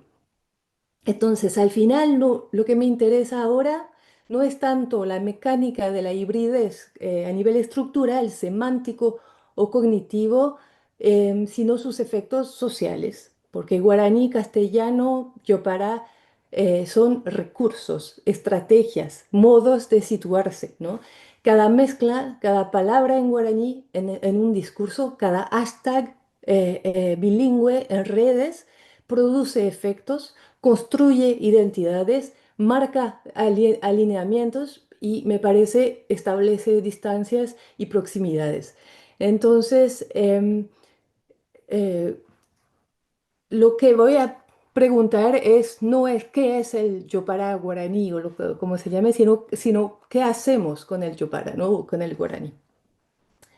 Es lo que voy a proponer. Entonces, quisiera explorar dos escenarios muy distintos en los que el guaraní circula con fuerza, pero con significados divergentes, me parece. Por un lado, las élites políticas, artísticas y comerciales que lo estilizan, el guaraní, para sonar auténticas, nacionales o cercanas al pueblo. Y por otro están los colectivos feministas y LGBTQ que reapropian la lengua en clave de disidencia, afecto y visibilización. Entonces, entre la autenticidad y la disidencia se juega, me parece, el futuro simbólico del guaraní en el espacio público paraguayo. Empecemos por el guaraní, que llamo desde las élites. Em, el guaraní ocupa un lugar singular en la vida pública paraguaya porque es al mismo tiempo, lo decía, lengua cotidiana de gran parte de la población y recurso simbólico movilizado por instituciones, empresas y actores culturales. Esta doble condición se explica en buena medida por el marco jurídico e institucional que respalda su estatus, la Constitución de 1967, que lo declara idioma nacional, luego la reforma de 1992, que lo establece como lengua cooficial con el castellano, y posteriormente la Ley de Lenguas, que consolida este reconocimiento al crear la Secretaría de Políticas Lingüísticas y la Academia de la Lengua Guaraní. Entonces el objetivo era planificar y promover el bilingüismo oficial y garantizar los derechos lingüísticos de los pueblos indígenas.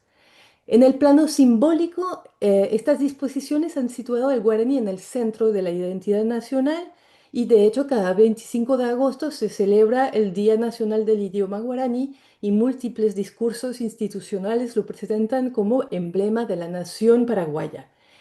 Sin embargo, como advierte Gasca en 2024, la poca disponibilidad financiera de la Secretaría de Políticas Lingüísticas creada por la ley hace muy difícil cumplir con las exigencias que se plantea, e incluso para las demás lenguas también. En la práctica, las políticas se han concentrado mucho en el eje guaraní-castellano, relegando a un segundo plano las demás lenguas, pero igual con pocos resultados, y lo decía Miguel Ángel esta mañana también, también por falta de medios. Entonces, este desajuste entre ambición legal y capacidad de implementación tiene consecuencias directas en el uso público del guaraní y el guaraní se ha convertido más bien en un recurso discursivo para las élites políticas, mediáticas y culturales, sin reflejar lo que tendría que ser un bilingüismo verdadero, digamos. Entonces, lo que quisiera estudiar aquí es primero discursos políticos para observar el lugar del guaraní en la vida política institucional. He trabajado con un corpus de diarios de sesiones del Congreso y del Senado de Paraguay, que corresponden más o menos a al periodo mayo a julio de 2025. Y mi metodología consistió simplemente en una lectura de los documentos y relevar los pasajes en guaraní, en yopará, es decir, aquellos fragmentos en los que aparecen palabras o frases enteras, enunciados enteros en guaraní en el discurso. Y me permitió registrar la frecuencia de aparición de dichas ocurrencias y también sus funciones discursivas en contexto. Em, en en el corpus de diario de sesiones de la Cámara de Diputados, por ejemplo, que he revisado, son 14 documentos. Los pasajes en guaraní o en yopara aparecen con cierta frecuencia, aunque siempre de manera fragmentaria y localizada. He registrado alrededor de 120 ocurrencias en las 3 decenas de sesiones, 11 por documento en promedio, lo que representa menos del 1% del volumen total del discurso parlamentario, pero sí una presencia sistemática en casi todas las sesiones. Y desde el punto de vista cuantitativo, el guaraní puro es minoritario y se concentra en fórmulas breves, saludos, bendiciones e interjecciones, como déjà vu, por ejemplo.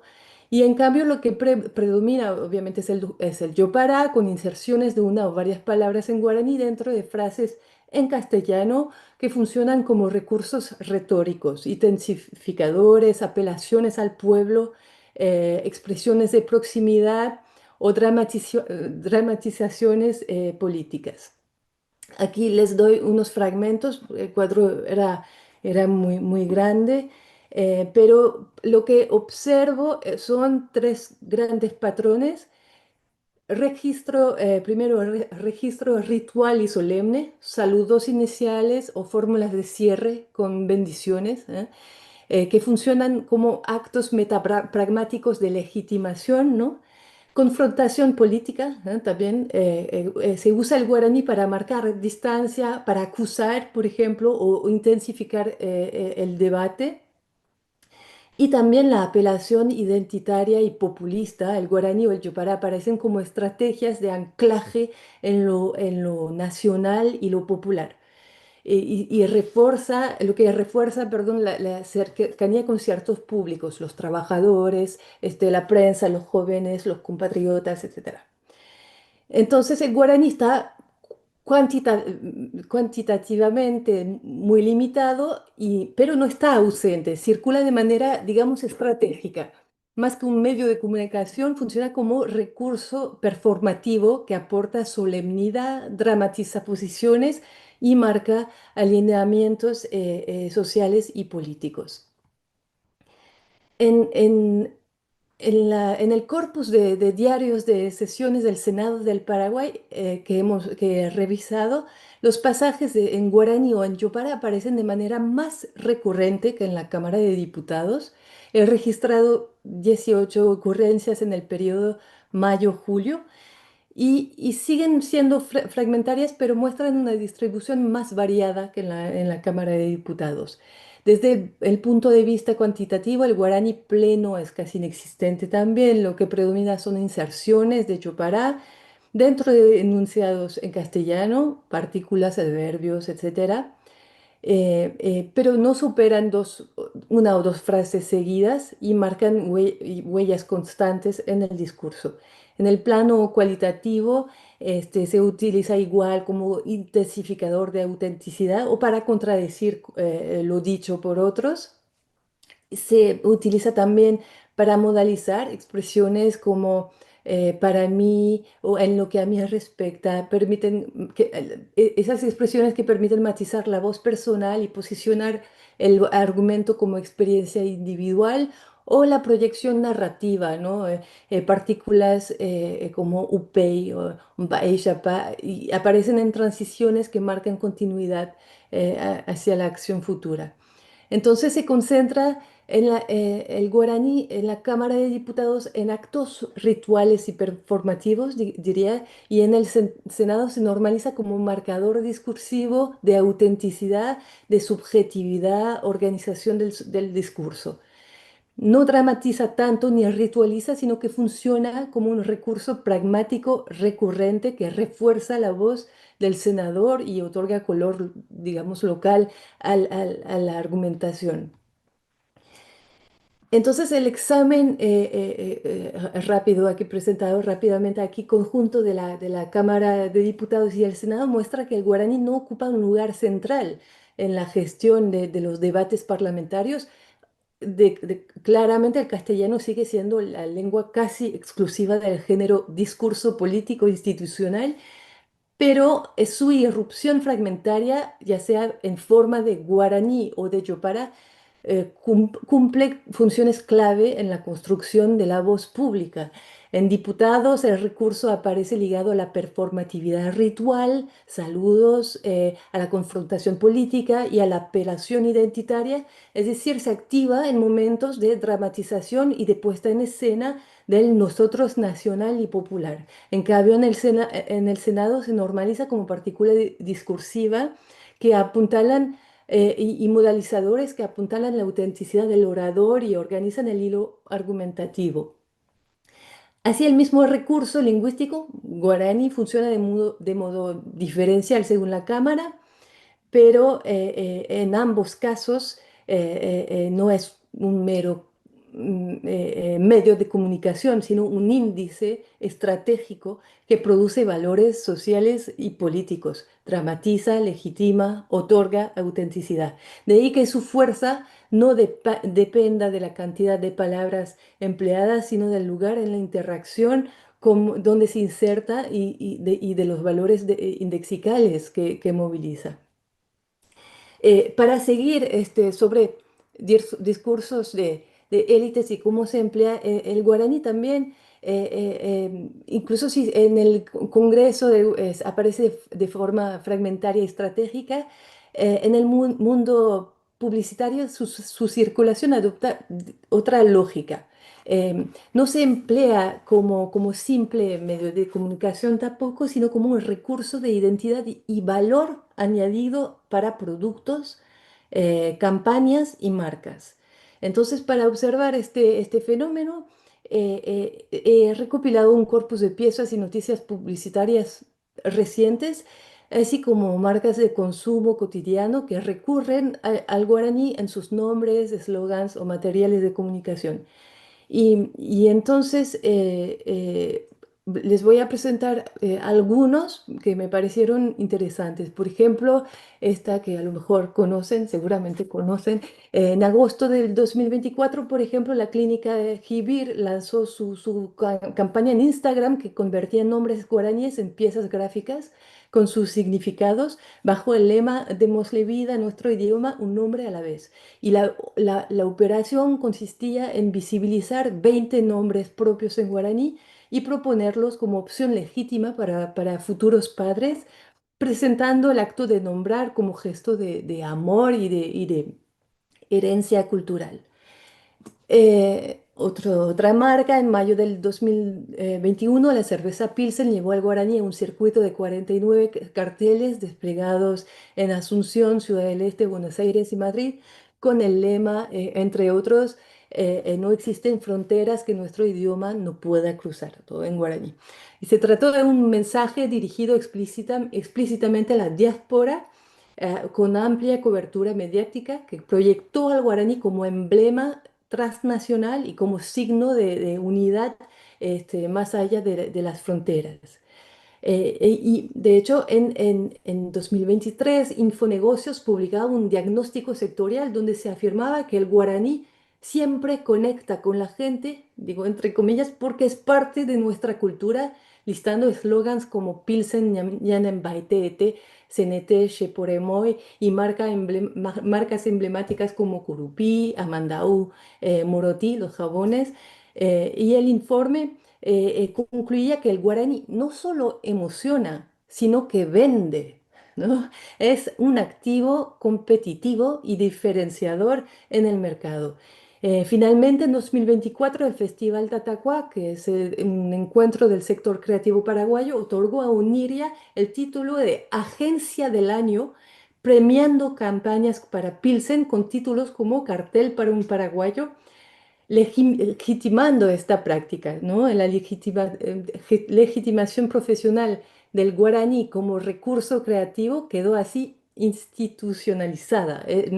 No es un gesto aislado, sino parte reconocida de la excelencia de la comunicación.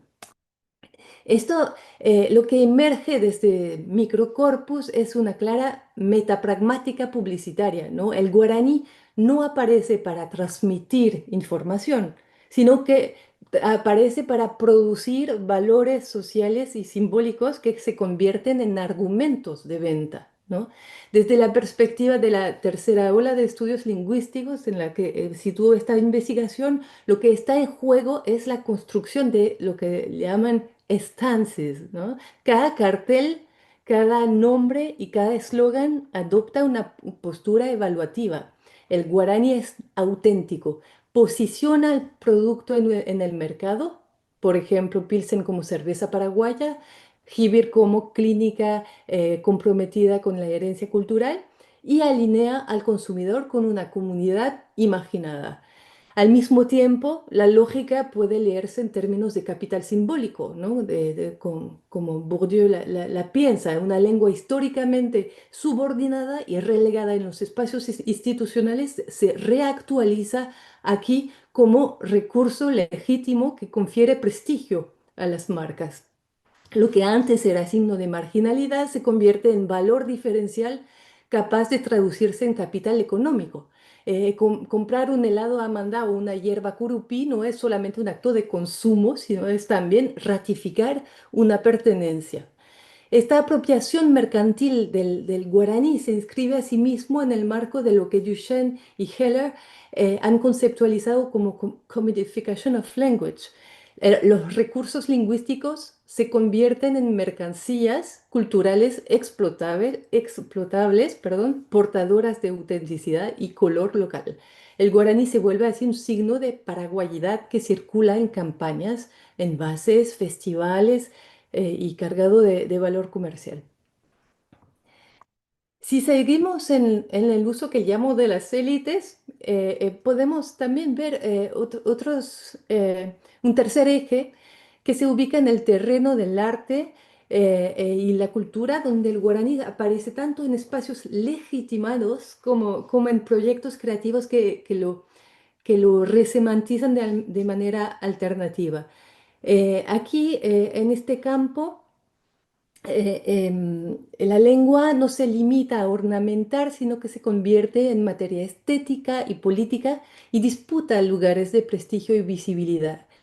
Em, Como un primer ejemplo es el del poeta Cristino Abogado, por ejemplo, que publicó en 2025 Trickster Triste en la editorial Arandura, perdón. Se trata de un libro escrito en Yopara, que mezcla guaraní y castellano en un mismo verso. Esa hibridez que en otros contextos suele considerarse impura, o carente de prestigio, Bogado la convierte en estrategia estética. Lo que suele mirarse con desprecio se transforma aquí en valor literario, ironía, registro urbano, crítica social, etc.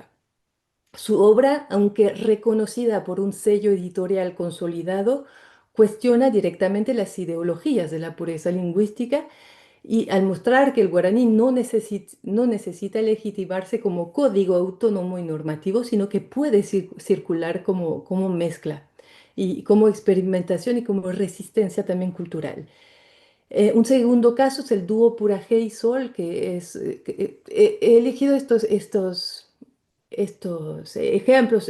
Me supongo que habrá un montón, y que ustedes podrán dar un montón de ejemplos, pero este grupo también lo pongo en las élites, no porque digo que ellos mismos sean élites, sino que se benefician de una inscripción institucional que es clara. Ellos han hecho giras en México y Canadá financiadas por Ibermúsicas, están presentes en festivales internacionales, tienen una cobertura mediática en la prensa nacional y de manera aún más significativa el reconocimiento oficial de la Secretaría de Políticas Lingüísticas en el marco del Día Nacional del Idioma Guaraní.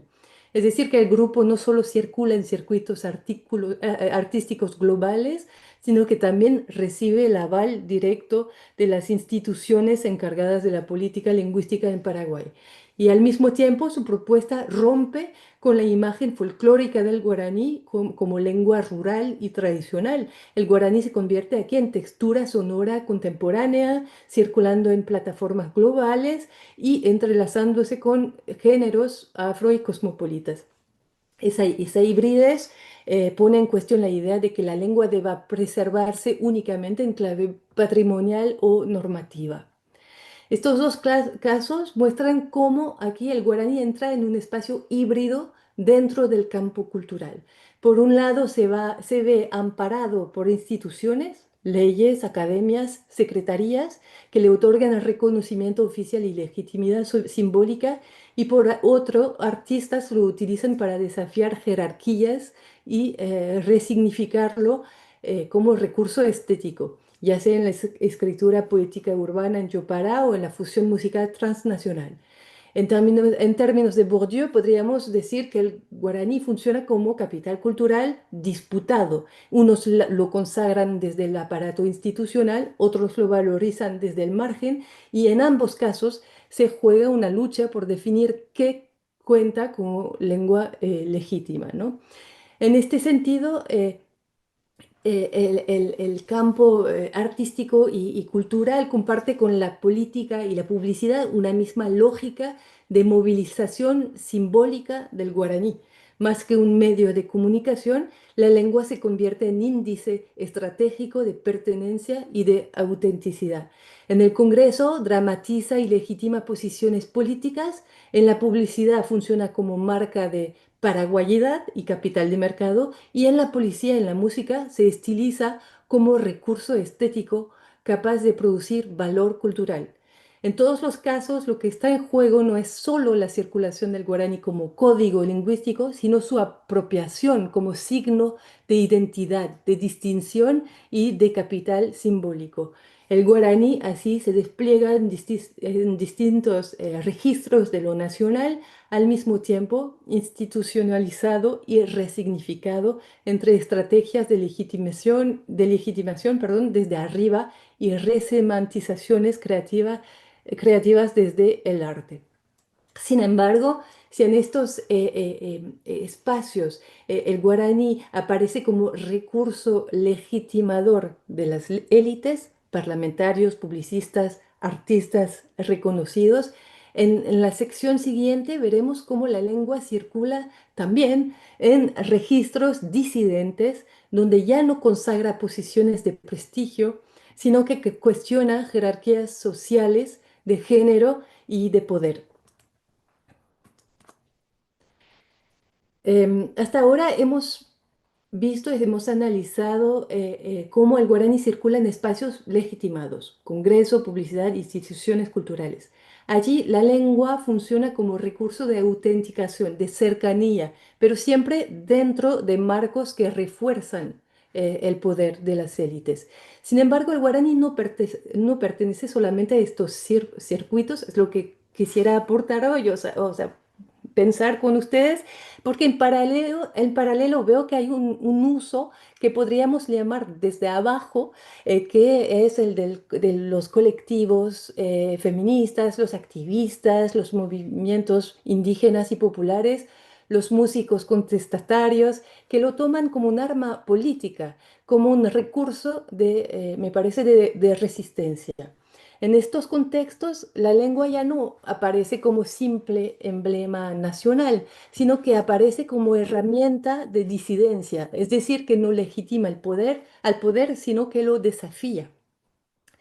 Entonces, esto nos obliga un poco a cambiar de foco y pensar en la sucesión de órdenes indexicales al considerar fenómenos de reapropiación semiótica, ¿no? Y de resignificación contestataria. Dicho de otro modo, signos que en el Congreso o en la publicidad indexaban autenticidad y nación, en manos de los disidentes se convierten en símbolos de denuncia, de orgullo minoritario o de resistencia. Y como plantea Butler en su análisis del poder performativo del lenguaje, no se trata solo de repetir formas, sino de repetirlas de otro modo, torcerlas, resignificarlas, para producir nuevos efectos políticos. Em, la- em, en la parte uno, por ejemplo, vimos como el guaraní en manos de élites y dispositivos institucionales registró valores de cercanía. Aquí, en esta diapositiva, por ejemplo, observamos la inversión. Los mismos recursos se resignifican al inscribirse en repertorios contestatarios. El resultado no es un simple cambio de código, sino un giro de valor indexical, de emblema de nación a marca de presencia disidente. El estudio de Ramírez Pinto, por ejemplo, sobre las gráficas feministas en Asunción entre 2017 y 2022, muestra de manera contundente cómo el guaraní opera como enunciado performativo en pancartas y afiches. La lengua no solo comunica un mensaje, sino que instituye públicamente demandas y sujetos colectivos.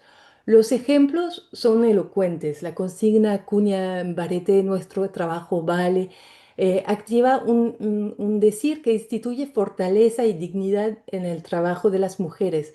El uso del guaraní añade una capa de memoria ancestral y de pertenencia local.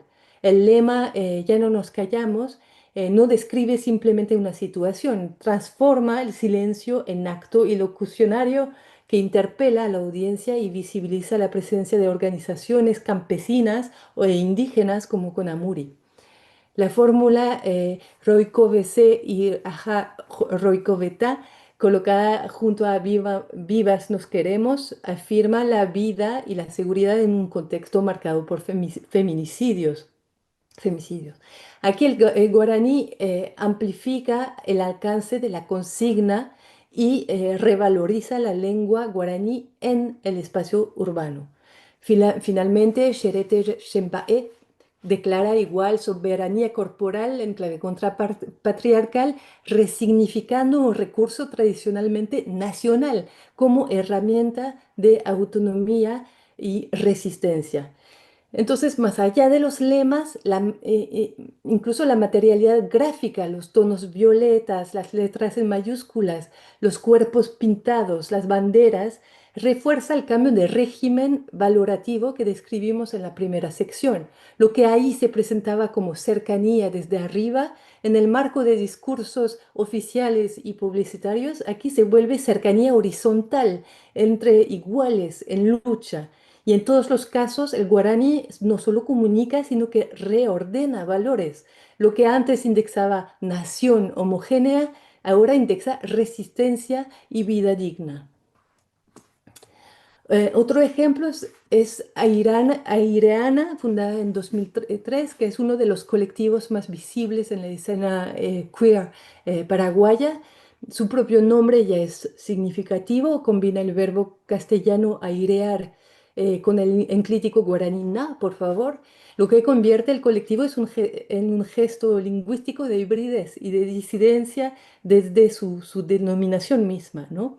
Su aporte más significativo para nuestro análisis no es tanto la organización de festivales o talleres, sino la manera en que inscribe el guaraní en el espacio social. Nombran sus iniciativas en lengua local también. La batucada se llama la tatucada, ¿no? Bueno, los que hablan guaraní entienden, ¿no? O el servicio de escucha rogendú. Esos nombres circulan en afiches, camisetas, redes sociales, pancartas y forman un paisaje lingüístico disidente que disputa la visibilidad del guaraní en el centro urbano de Asunción.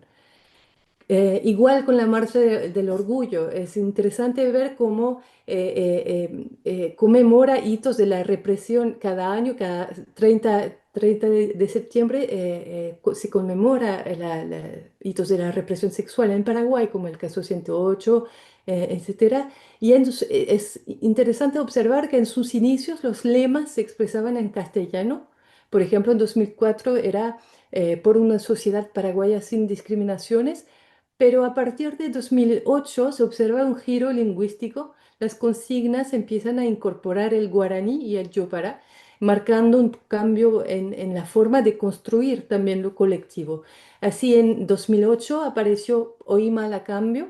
En 2010, un lema híbrido que mezclaba español y guaraní, con taco alto, champión o punandi, exijo mi libertad. 2019, lengua exclusiva el guaraní es el lengua exclusiva, ¿no? Y construyamos libertad para todos. 2024, otra vez una mezcla, y lo que consolida este desplazamiento hacia una voz disidente en guaraní. Entonces, lo que emerge de estos ejemplos es que el guaraní o el yupara funciona como arma de resignificación social también. Los feminismos y disidencias sexuales no lo usan para autenticar un relato nacional, como vimos en la sección 1, sino para torcerlo en clave de resistencia. Lengua de lucha, de cuidado, de memoria, de pertenencia insurgente, es simultáneamente gesto político y afectivo, arma gráfica en pancartas, sonido colectivo en batucadas, palabra que nombra y protege en marchas.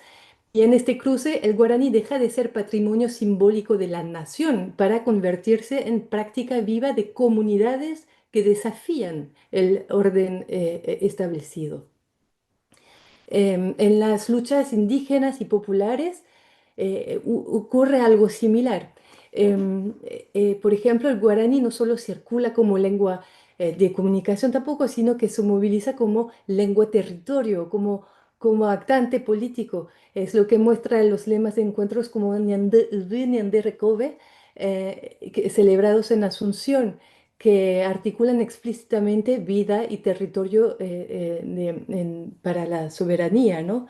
Pero esta politización del guaraní se ve también con fuerza en el espacio urbano.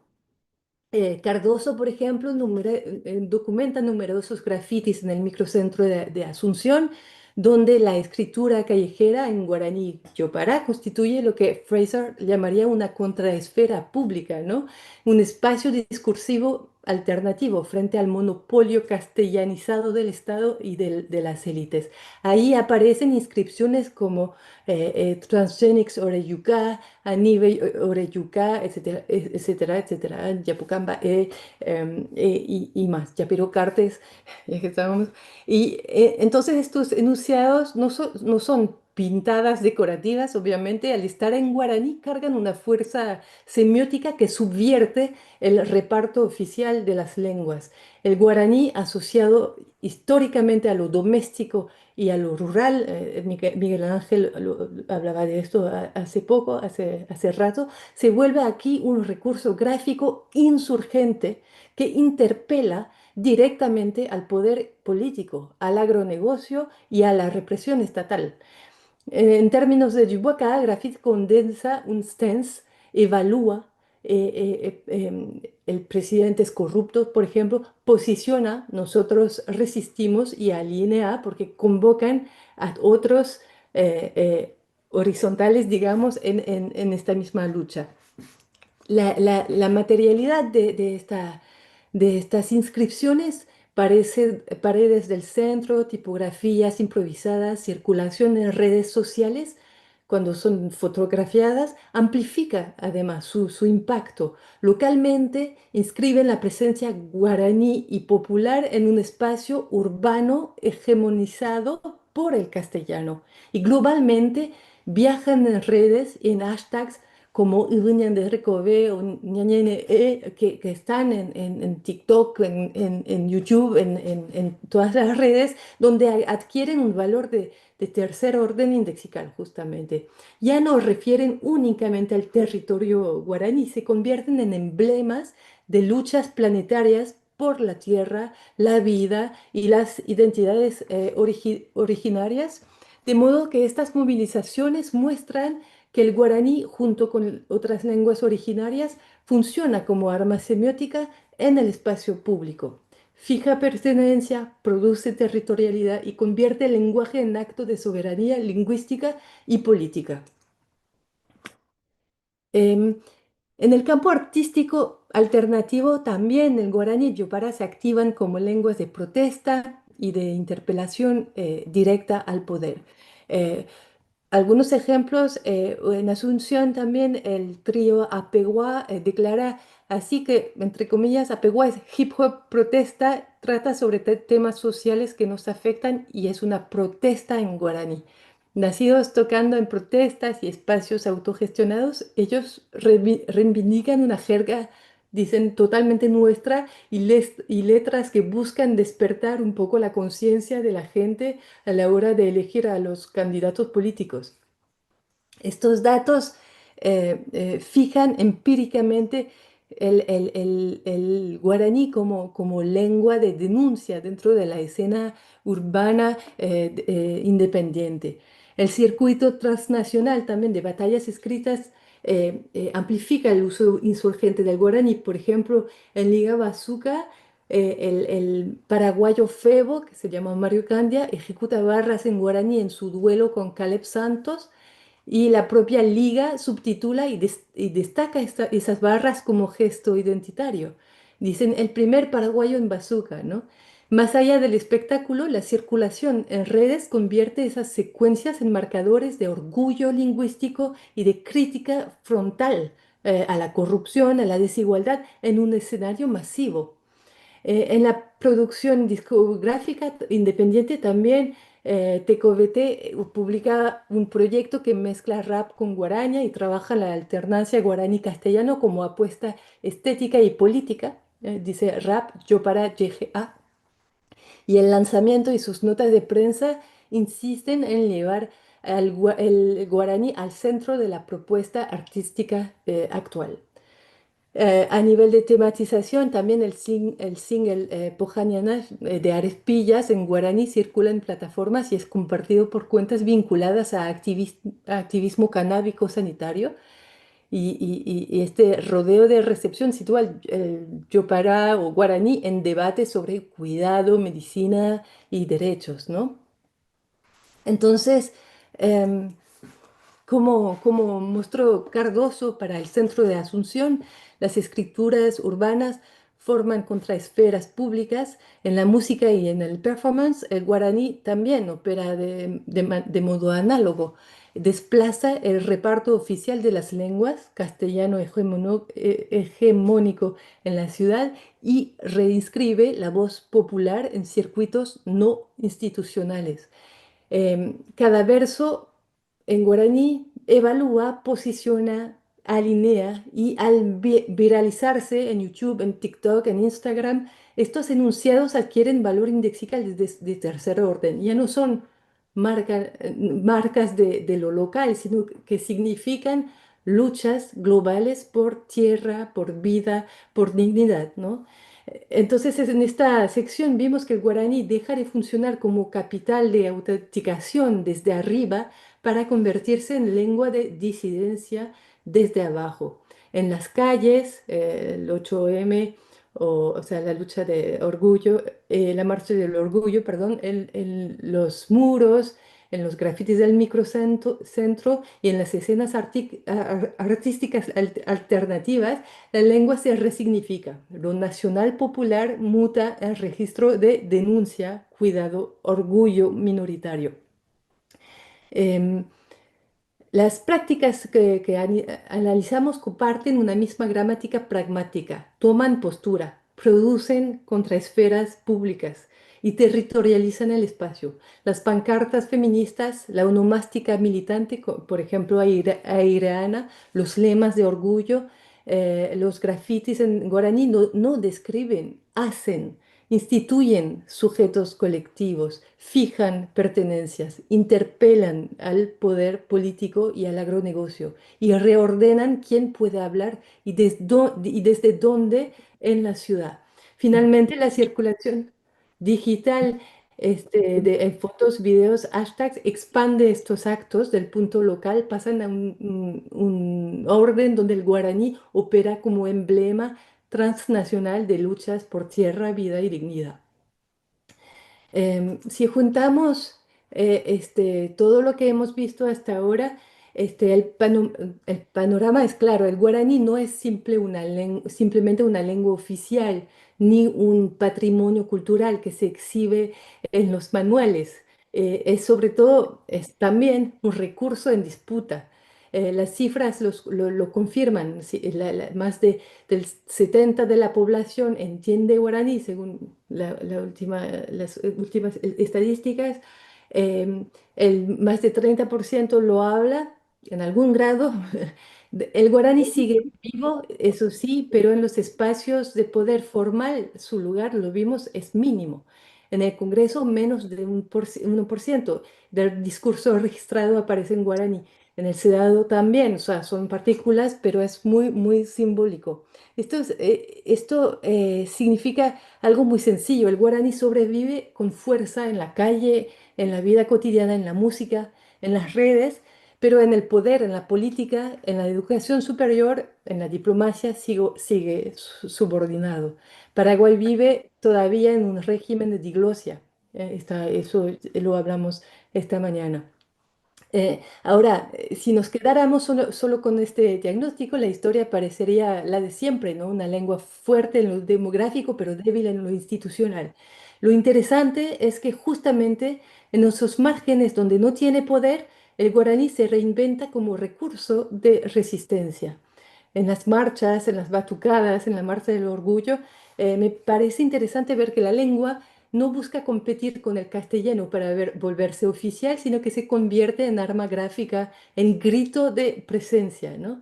En los colectivos indígenas, las frases en guaraní performan. em, y, y en el arte también, desde el rap bilingüe hasta la poesía de Susi Delgado o la experimentación Yopara de Bogado, el guaraní se convierte en registro alternativo. Por eso la verdadera pregunta no es guaraní puro, o sea, para mí, como me la planteo, digamos, no es guaraní puro o chopara. Esa discusión sobre pureza lingüística puede ser interesante, pero para mí es otro punto de vista de alguien que está en política o en planificación o un docente. Pero para mí lo que quería ver aquí con ustedes era más bien la función social de lo que está pasando, ¿no? Y no es cuánto guaraní se dice, sino qué se hace, ¿no? Con el guaraní, si se legitima el poder o se cuestiona el poder, si vende una cerveza o moviliza una protesta, si dramatiza el debate o proclama un derecho, ¿no? Y lo más interesante es que tanto arriba como abajo los mecanismos son los mismos: indexicalidad, y registros. La diferencia está en la orientación ideológica, ¿no? En resumen, eh, el guaraní está en retroceso en los espacios normativos, está claro, pero en los márgenes se vuelve un recurso político de primer orden y no es la lengua de las leyes, pero la lengua de las pancartas. No domina en la universidad, pero sí suena en el rap. Y yo creo que es interesante ver que al final, más allá de esas cuestiones de purismo o no, ver que cada palabra en guaraní construye comunidad, ¿no? Y dramatiza jerarquías, legitima las resistencias, y no es el guaraní una reliquia, es de verdad un material muy vivo con el que se construye lo social, me parece. Entonces, eso es lo que quería compartir con ustedes. Muchísimas gracias por la atención. Muchas gracias, Elodie. La verdad, muy interesante todos los materiales que has traído. Bueno, muchas gracias bueno, por compartir todo este trabajo con nosotros.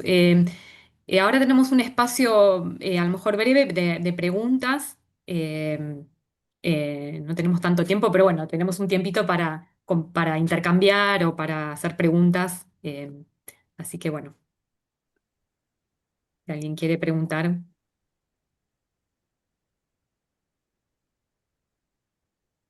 Florencia, ¿puedo yo de nuevo decir algo? Sí, sí, sí, Carolina. Sí, bueno, muchísimas gracias, Elodie, por tu presentación fantástica. Solo quería hacer así dos comentarios que me llamaron la atención, mucho la atención en cómo en los últimos 20, 25 años se transformó esa presencia del guaraní, porque justamente yo creo que ese debe ser el artículo que citaste. Hace en el 2000, 2001, hice un trabajo justamente analizando esa presencia del guaraní en el campo y en la ciudad y en el espacio público de la ciudad. Como ya desde los documentos coloniales decía, el guaraní se habla en el campo y en las casas, es decir, en el ámbito privado, ¿verdad? Y es muy fuerte cómo se transformó, en qué medida la herramienta, digamos, las herramientas de las nuevas tecnologías del espacio virtual permiten esa intrusión en el espacio público del guaraní, ¿verdad? Desde abajo, como colocás, es decir, una cierta práctica real del guaraní, ¿verdad? Y cómo viendo estas cosas, si es que yo tengo esperanzas por el futuro del guaraní, es más bien por esta apropiación de los hablantes, más tal vez que las políticas de Estado, que por una serie de factores tienen muchas fallas, factores incluso que, no sé si Elodie, vos mencionaste eso, alguien mencionó, falta de recursos, es una cuestión de recursos materiales para invertir en, en la, ¿cómo se dice?, en la producción de un saber sobre el guaraní, en la normalización, en las instituciones, en las escuelas, que no afecta solo al guaraní, afecta, ya sabemos, todas nuestras instituciones. Entonces, muchísimas gracias. Y bueno, yo creo que esto da mucha esperanza. Es verdad, es verdad. De hecho, me sorprendió, yo hace mucho, yo no puedo decir cómo evoluciona, o sea, porque, o sea, al final voy a Paraguay hace 20, sí, hace 20 años o un poco más. Lo que sí una vez me sorprendió, estábamos en una plaza y había como un evento, y me sorprendió porque un guaraní hablante al lado mío hizo un comentario como diciendo, pero ¿por qué lo pronuncia así? Esto se pronuncia de tal forma, ¿no? Y obviamente la persona que hablaba empleaba guaraní sin que fuera su lengua más natural, y por eso a lo mejor tuvo otra pronunciación. Y yo dije, ¿pero por qué entonces usa el guaraní, no? y estaba manifestándose era un grupo de izquierda, no recuerdo qué, pero esto me llamó la atención porque dije, algo hay, porque quieren hablar guaraní, incluso si no es su lengua, digamos, más espontánea, algo tiene que haber, ¿no? Y luego empecé a pensar, por eso quería compartir con ustedes, porque me parece que hay algo en juego, ¿no? Ahí lo simbólico de guaraní en estas partes también de militancia y política y demás, me Sí, y parece. solo sí, para completar, y que sale un poco de ese lugar del guaraní con la identidad nacional, con las Totalmente, guerras, totalmente. porque es un discurso, es bien intencionado, pero es xenófobo. Sí, sí, sí, Porque yo creo, o sea, totalmente. no todos los paraguayos hablan guaraní. No, Esa es no, la no. cuestión que hay que aceptar. No, no, Entonces es genial es que, otra postura, totalmente sí, otra postura. Sí, sí, pero apela sí, a otra, es otro símbolo. Y por eso me parece muy interesante que el guaraní esté al final en disputa, porque no solo es nación y patrimonio y algo que no hay que tocar. No felizmente. es eso, también existe esa vertiente que me parece muy interesante. En Paraguay, no hablo por lo de las demás zonas de guaraní, ¿no? Pero Sí, yo quería agregar un poco a lo que decía Carolina, a mí me sorprendió, o sea, mientras veía los materiales, pensaba que cómo en realidad es una lengua que está absolutamente vital porque, y que va con una velocidad, o sea, esa velocidad que no pueden tener las políticas lingüísticas para crear, por ejemplo, vocabulario nuevo o, bueno, equipar la lengua para determinados espacios o temáticas. Desde lo popular, digamos, en ese uso aparecen construcciones que pueden, para expresar el sentido de transgénicos, agrotóxicos, digamos, para un montón de expresiones o sea, construidas desde el uso y que muestran esa vitalidad, o sea, porque la vitalidad de una lengua fundamentalmente me parece tiene que ver con esa posibilidad de adaptación a poder, digamos, comunicar en los nuevos contextos que no sean los tradicionales, ¿no? Y quizás ahí me parecía interesante porque esa tensión tiene que ver con, me parece, con esta disputa, ¿no? Desde dónde, o sea, de la gestión hacia el lenguaje entre los sectores de élite que buscan como planificarlo desde un lugar, pero que al mismo tiempo en ese uso, por ejemplo, en lo político, me parece que quizás, no sé si me lo podrán decir más bien la gente yo lo puedo ver desde Buenos Aires, donde se escucha mucho el guaraní y, por ejemplo, nos llama a veces mucho la atención en los espacios escolares que los niños perciban, sobre todo los niños que a veces, o adolescentes que son paraguayos, no solo los hijos de paraguayos, pero que perciban que no hablan guaraní cuando uno les pregunta, que hablan mal, ¿no? Y cuando empezamos a hacer actividades, en realidad es una percepción que tiene el hablante de un hablar mal con respecto a cómo lo usa, porque usa el yopará y no una idea del guaraní.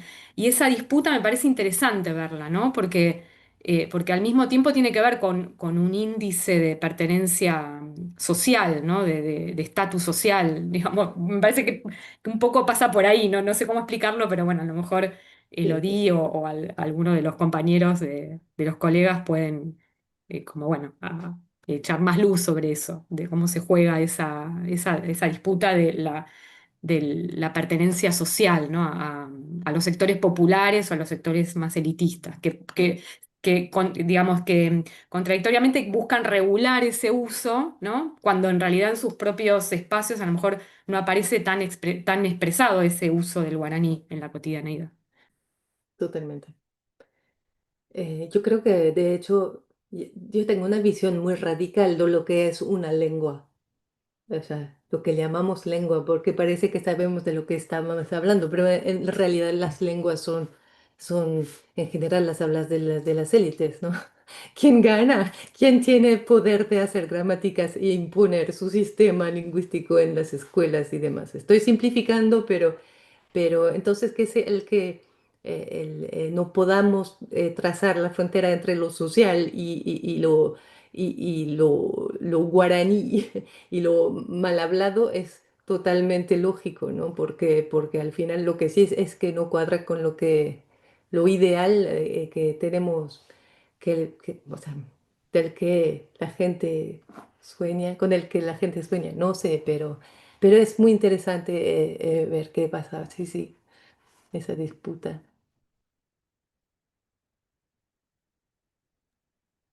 Creo que había más preguntas. Ignacio, Ignacio y Eugenia yo veo allí.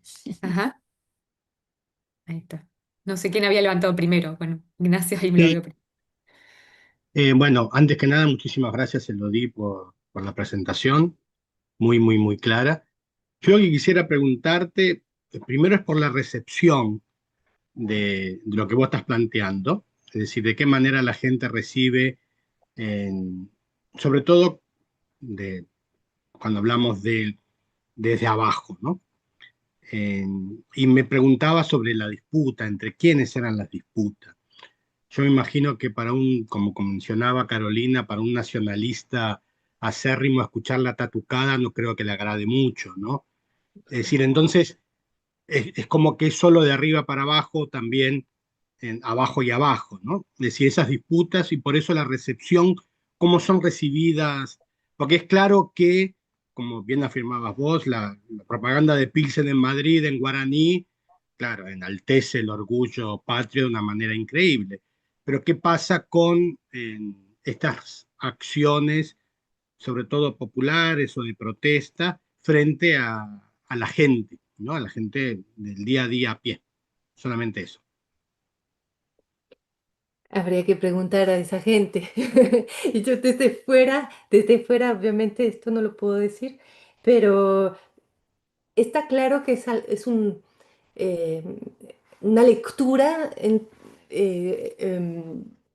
o sea, la lectura que hace la gente es a la vez el hecho de que esos grupos de izquierda, digamos, usen el guaraní, sobre todo el yopara, en realidad, es lo interesante también, usen el guaraní como señal de algo. Yo creo que obviamente tendrá diferentes lecturas entre la gente, porque el espectro político en Paraguay, como en todas partes, es diverso y no creo que se reciba de la misma forma, cada persona lo lee con distintos ojos, ¿no? Distinta mirada. Entonces, pero sí, sí, está claro que tampoco es homogéneo lo de abajo, para nada, obviamente, sí, sí. Pero lo interesante es que hay una tensión ahí. Hay una tensión y lo que cristaliza esa tensión es el guaraní como sistema semiótico. Eso es lo que me parece muy llamativo. Y es verdad que muchas veces se atribuye al guaraní esa, esa función de fomentar lo nacional y tal, y no es solamente eso el guaraní. Al final veo que esto se está cambiando y depende mucho de quién habla y a quién, dónde, ¿no? Es totalmente fluctuante esto, me parece. Sí, sí.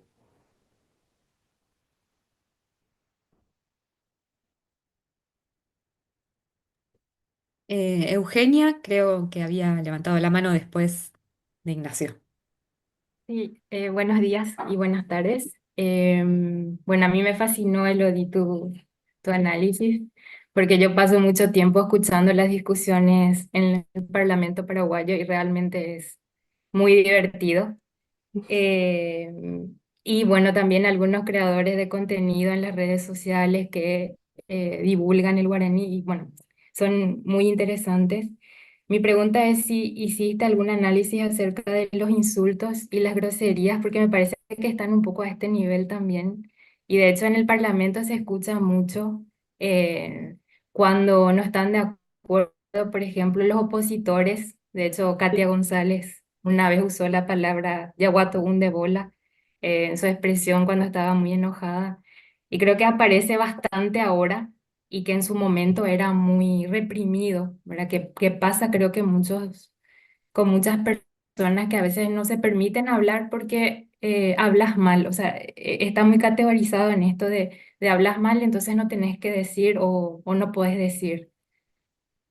No, no me, no vi los insultos en sí, pero de eso me di cuenta de que realmente sirve cuando aparece en las sesiones en el Senado o en la Cámara, siempre es un cambio rotundo de registro, eso sí.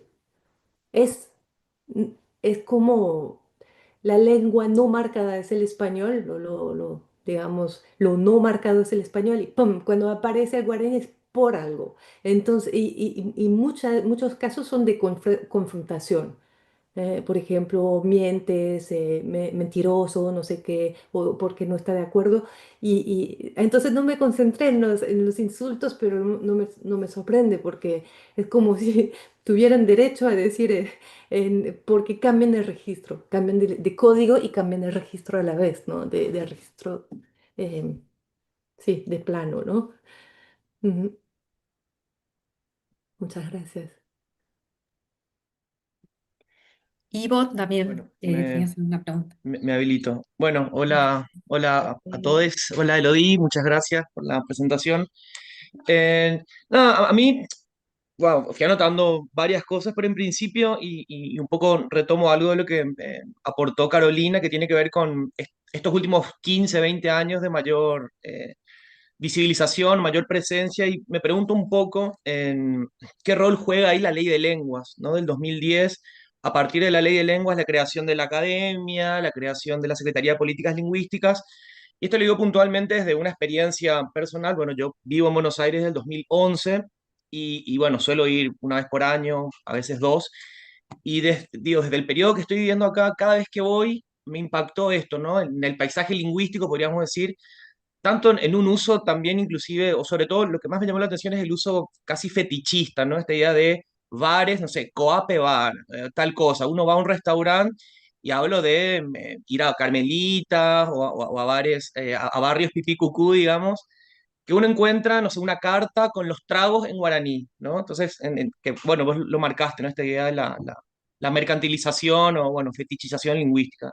Pero nada, me pregunto un poco en esta suerte de historización que un poco fuiste haciendo y las fechas que fuiste marcando, son todos a partir de, bueno, creo que hay uno del 2008, pero después son todos posterior al 2010, ¿no? Entonces, pienso en términos casi que glotopolíticos, ¿no? En términos de una suerte de una intervención en cómo esto, ¿no? Cómo desde la ley de lenguas habilita, ¿no? Genera como un marco nuevo bueno, por supuesto beneficioso en este caso para el guaraní.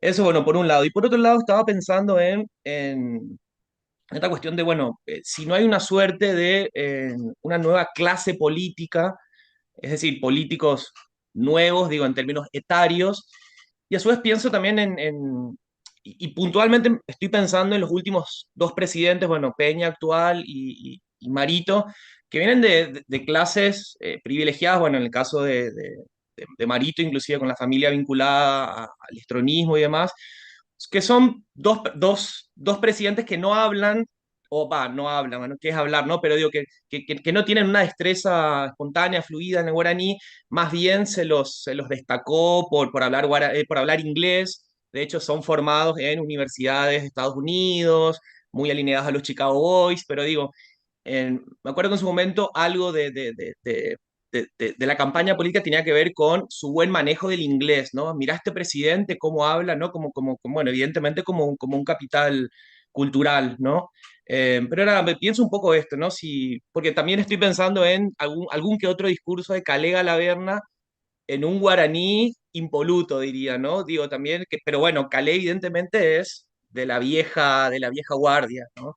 Entonces pienso también bueno, ¿qué nos puede decir estos nuevos, o esta presencia más limitada, si se quiere, en el Congreso de esta nueva clase política que yo al menos también lo noto, los perfiles de los diputados, senadores, en un punto en términos, digamos, sociales o de origen social, que en Paraguay, en Asunción, está muy marcado, ¿no? Desde a qué colegio fuiste, a cuál es tu círculo, ¿no? Creo que hay otra clase política y capaz eso también está, digo, que capaz son bilingües en inglés o en otra lengua y capaz un poco pasa, pasa por ahí también, ¿no? Así que, bueno, nada, aportar eso. Y bueno, gracias de vuelta.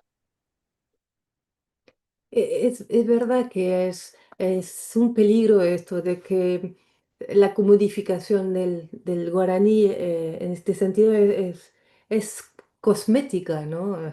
Es decir, lo que comentaba esta mañana Miguel Ángel, es masivo, pues, es decir, el guaraní sin una política fuerte para implementar el guaraní de verdad no solamente en las etiquetas, va a quedarse en el plano totalmente cosmético. Ahora lo que veo es que es verdad, no sé si esto habría que preguntar a historiadores, no es mi campo y no podría, pero no sé qué tanto viene con también el crecimiento a lo mejor de una clase media que a lo mejor no tenía tanta voz en el espacio público antes porque no estábamos tan lejos de la dictadura, tampoco en el 2008 que sí tiene que ver con Lugo también,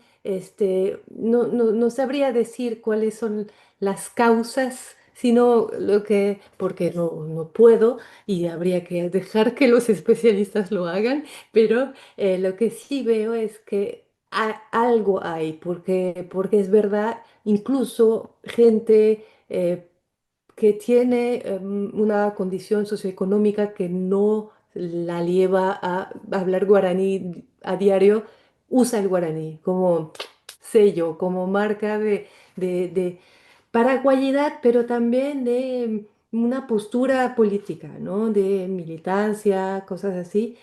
Incluso en los marcadores discursivos, es una observación mía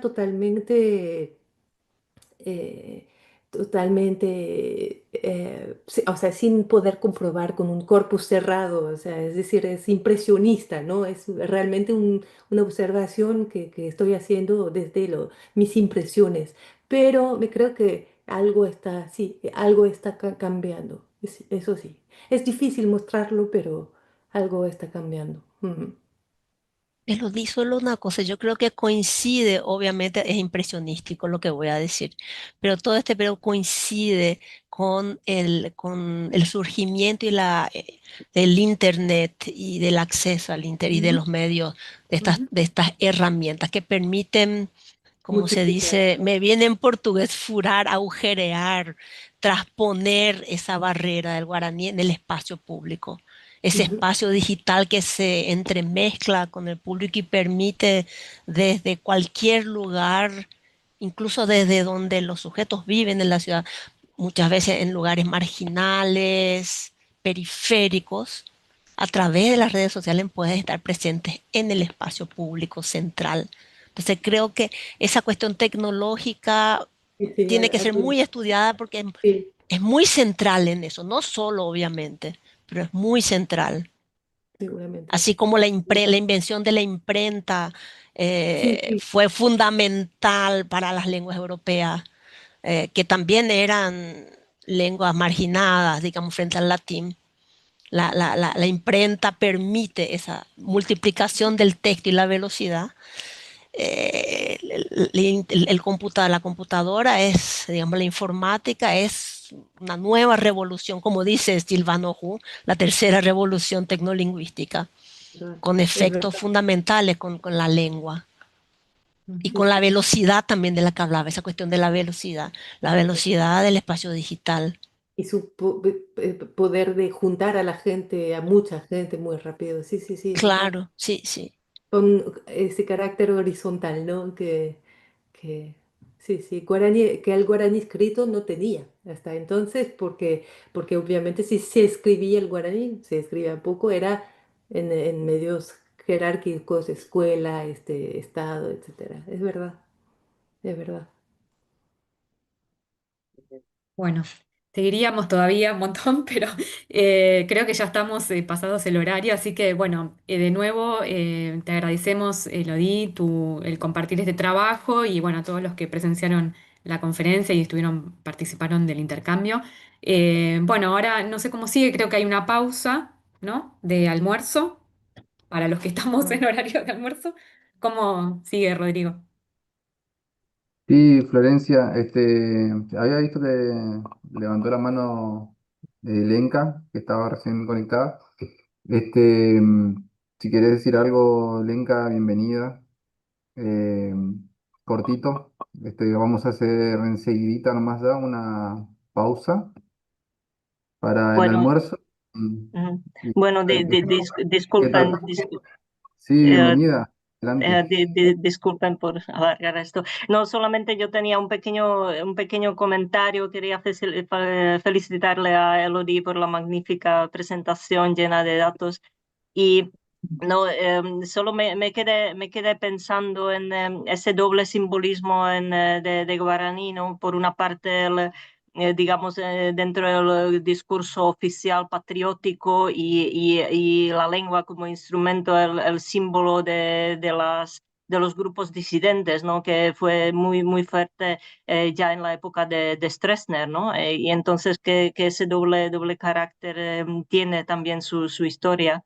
Y bueno, y es fantástico que aparece hoy en día cada vez más en ese paisaje lingüístico, porque justo eso conecta con lo que dijo Miguel Ángel, ¿no? Que realmente como los jóvenes son pragmáticos y no ven el guaraní escrito fuera de la escuela, entonces en peligra un poquito, ¿no? Ese esfuerzo en la educación, mientras que ahora cuando aparece escrito ya en ese ámbito urbano, entonces es muy importante por ese tema de esfuerzo por urbanizar el guaraní que veo como muy importante, ¿no? Entonces, gracias y ya no quiero alargar más esta sesión. Muchas gracias. Gracias a ti, Lenka. Muchas gracias por el comentario. Bien, muchas gracias, Lenka. Muchas gracias, Elodie, por tu presentación fabulosa. Muchas gracias, Florencia, por coordinar la presentación y bueno, y las preguntas. Hacemos un receso, un receso almuerzo hasta las 14:30 y nos volvemos a conectar con mesas de ponencias. A la tarde tenemos dos mesas de ponencias, la presentación del libro Lenguas y Mundo Guaraníes y una presentación de conferencia del compañero Bruno Estigarribia para cerrar el día. Así que nos estaremos reencontrando en un par de horitas. Que Vale. tengan muy buena siesta y muy buena tarde para que con una diferencia horaria. Gracias. Saludos y gracias por conectarse.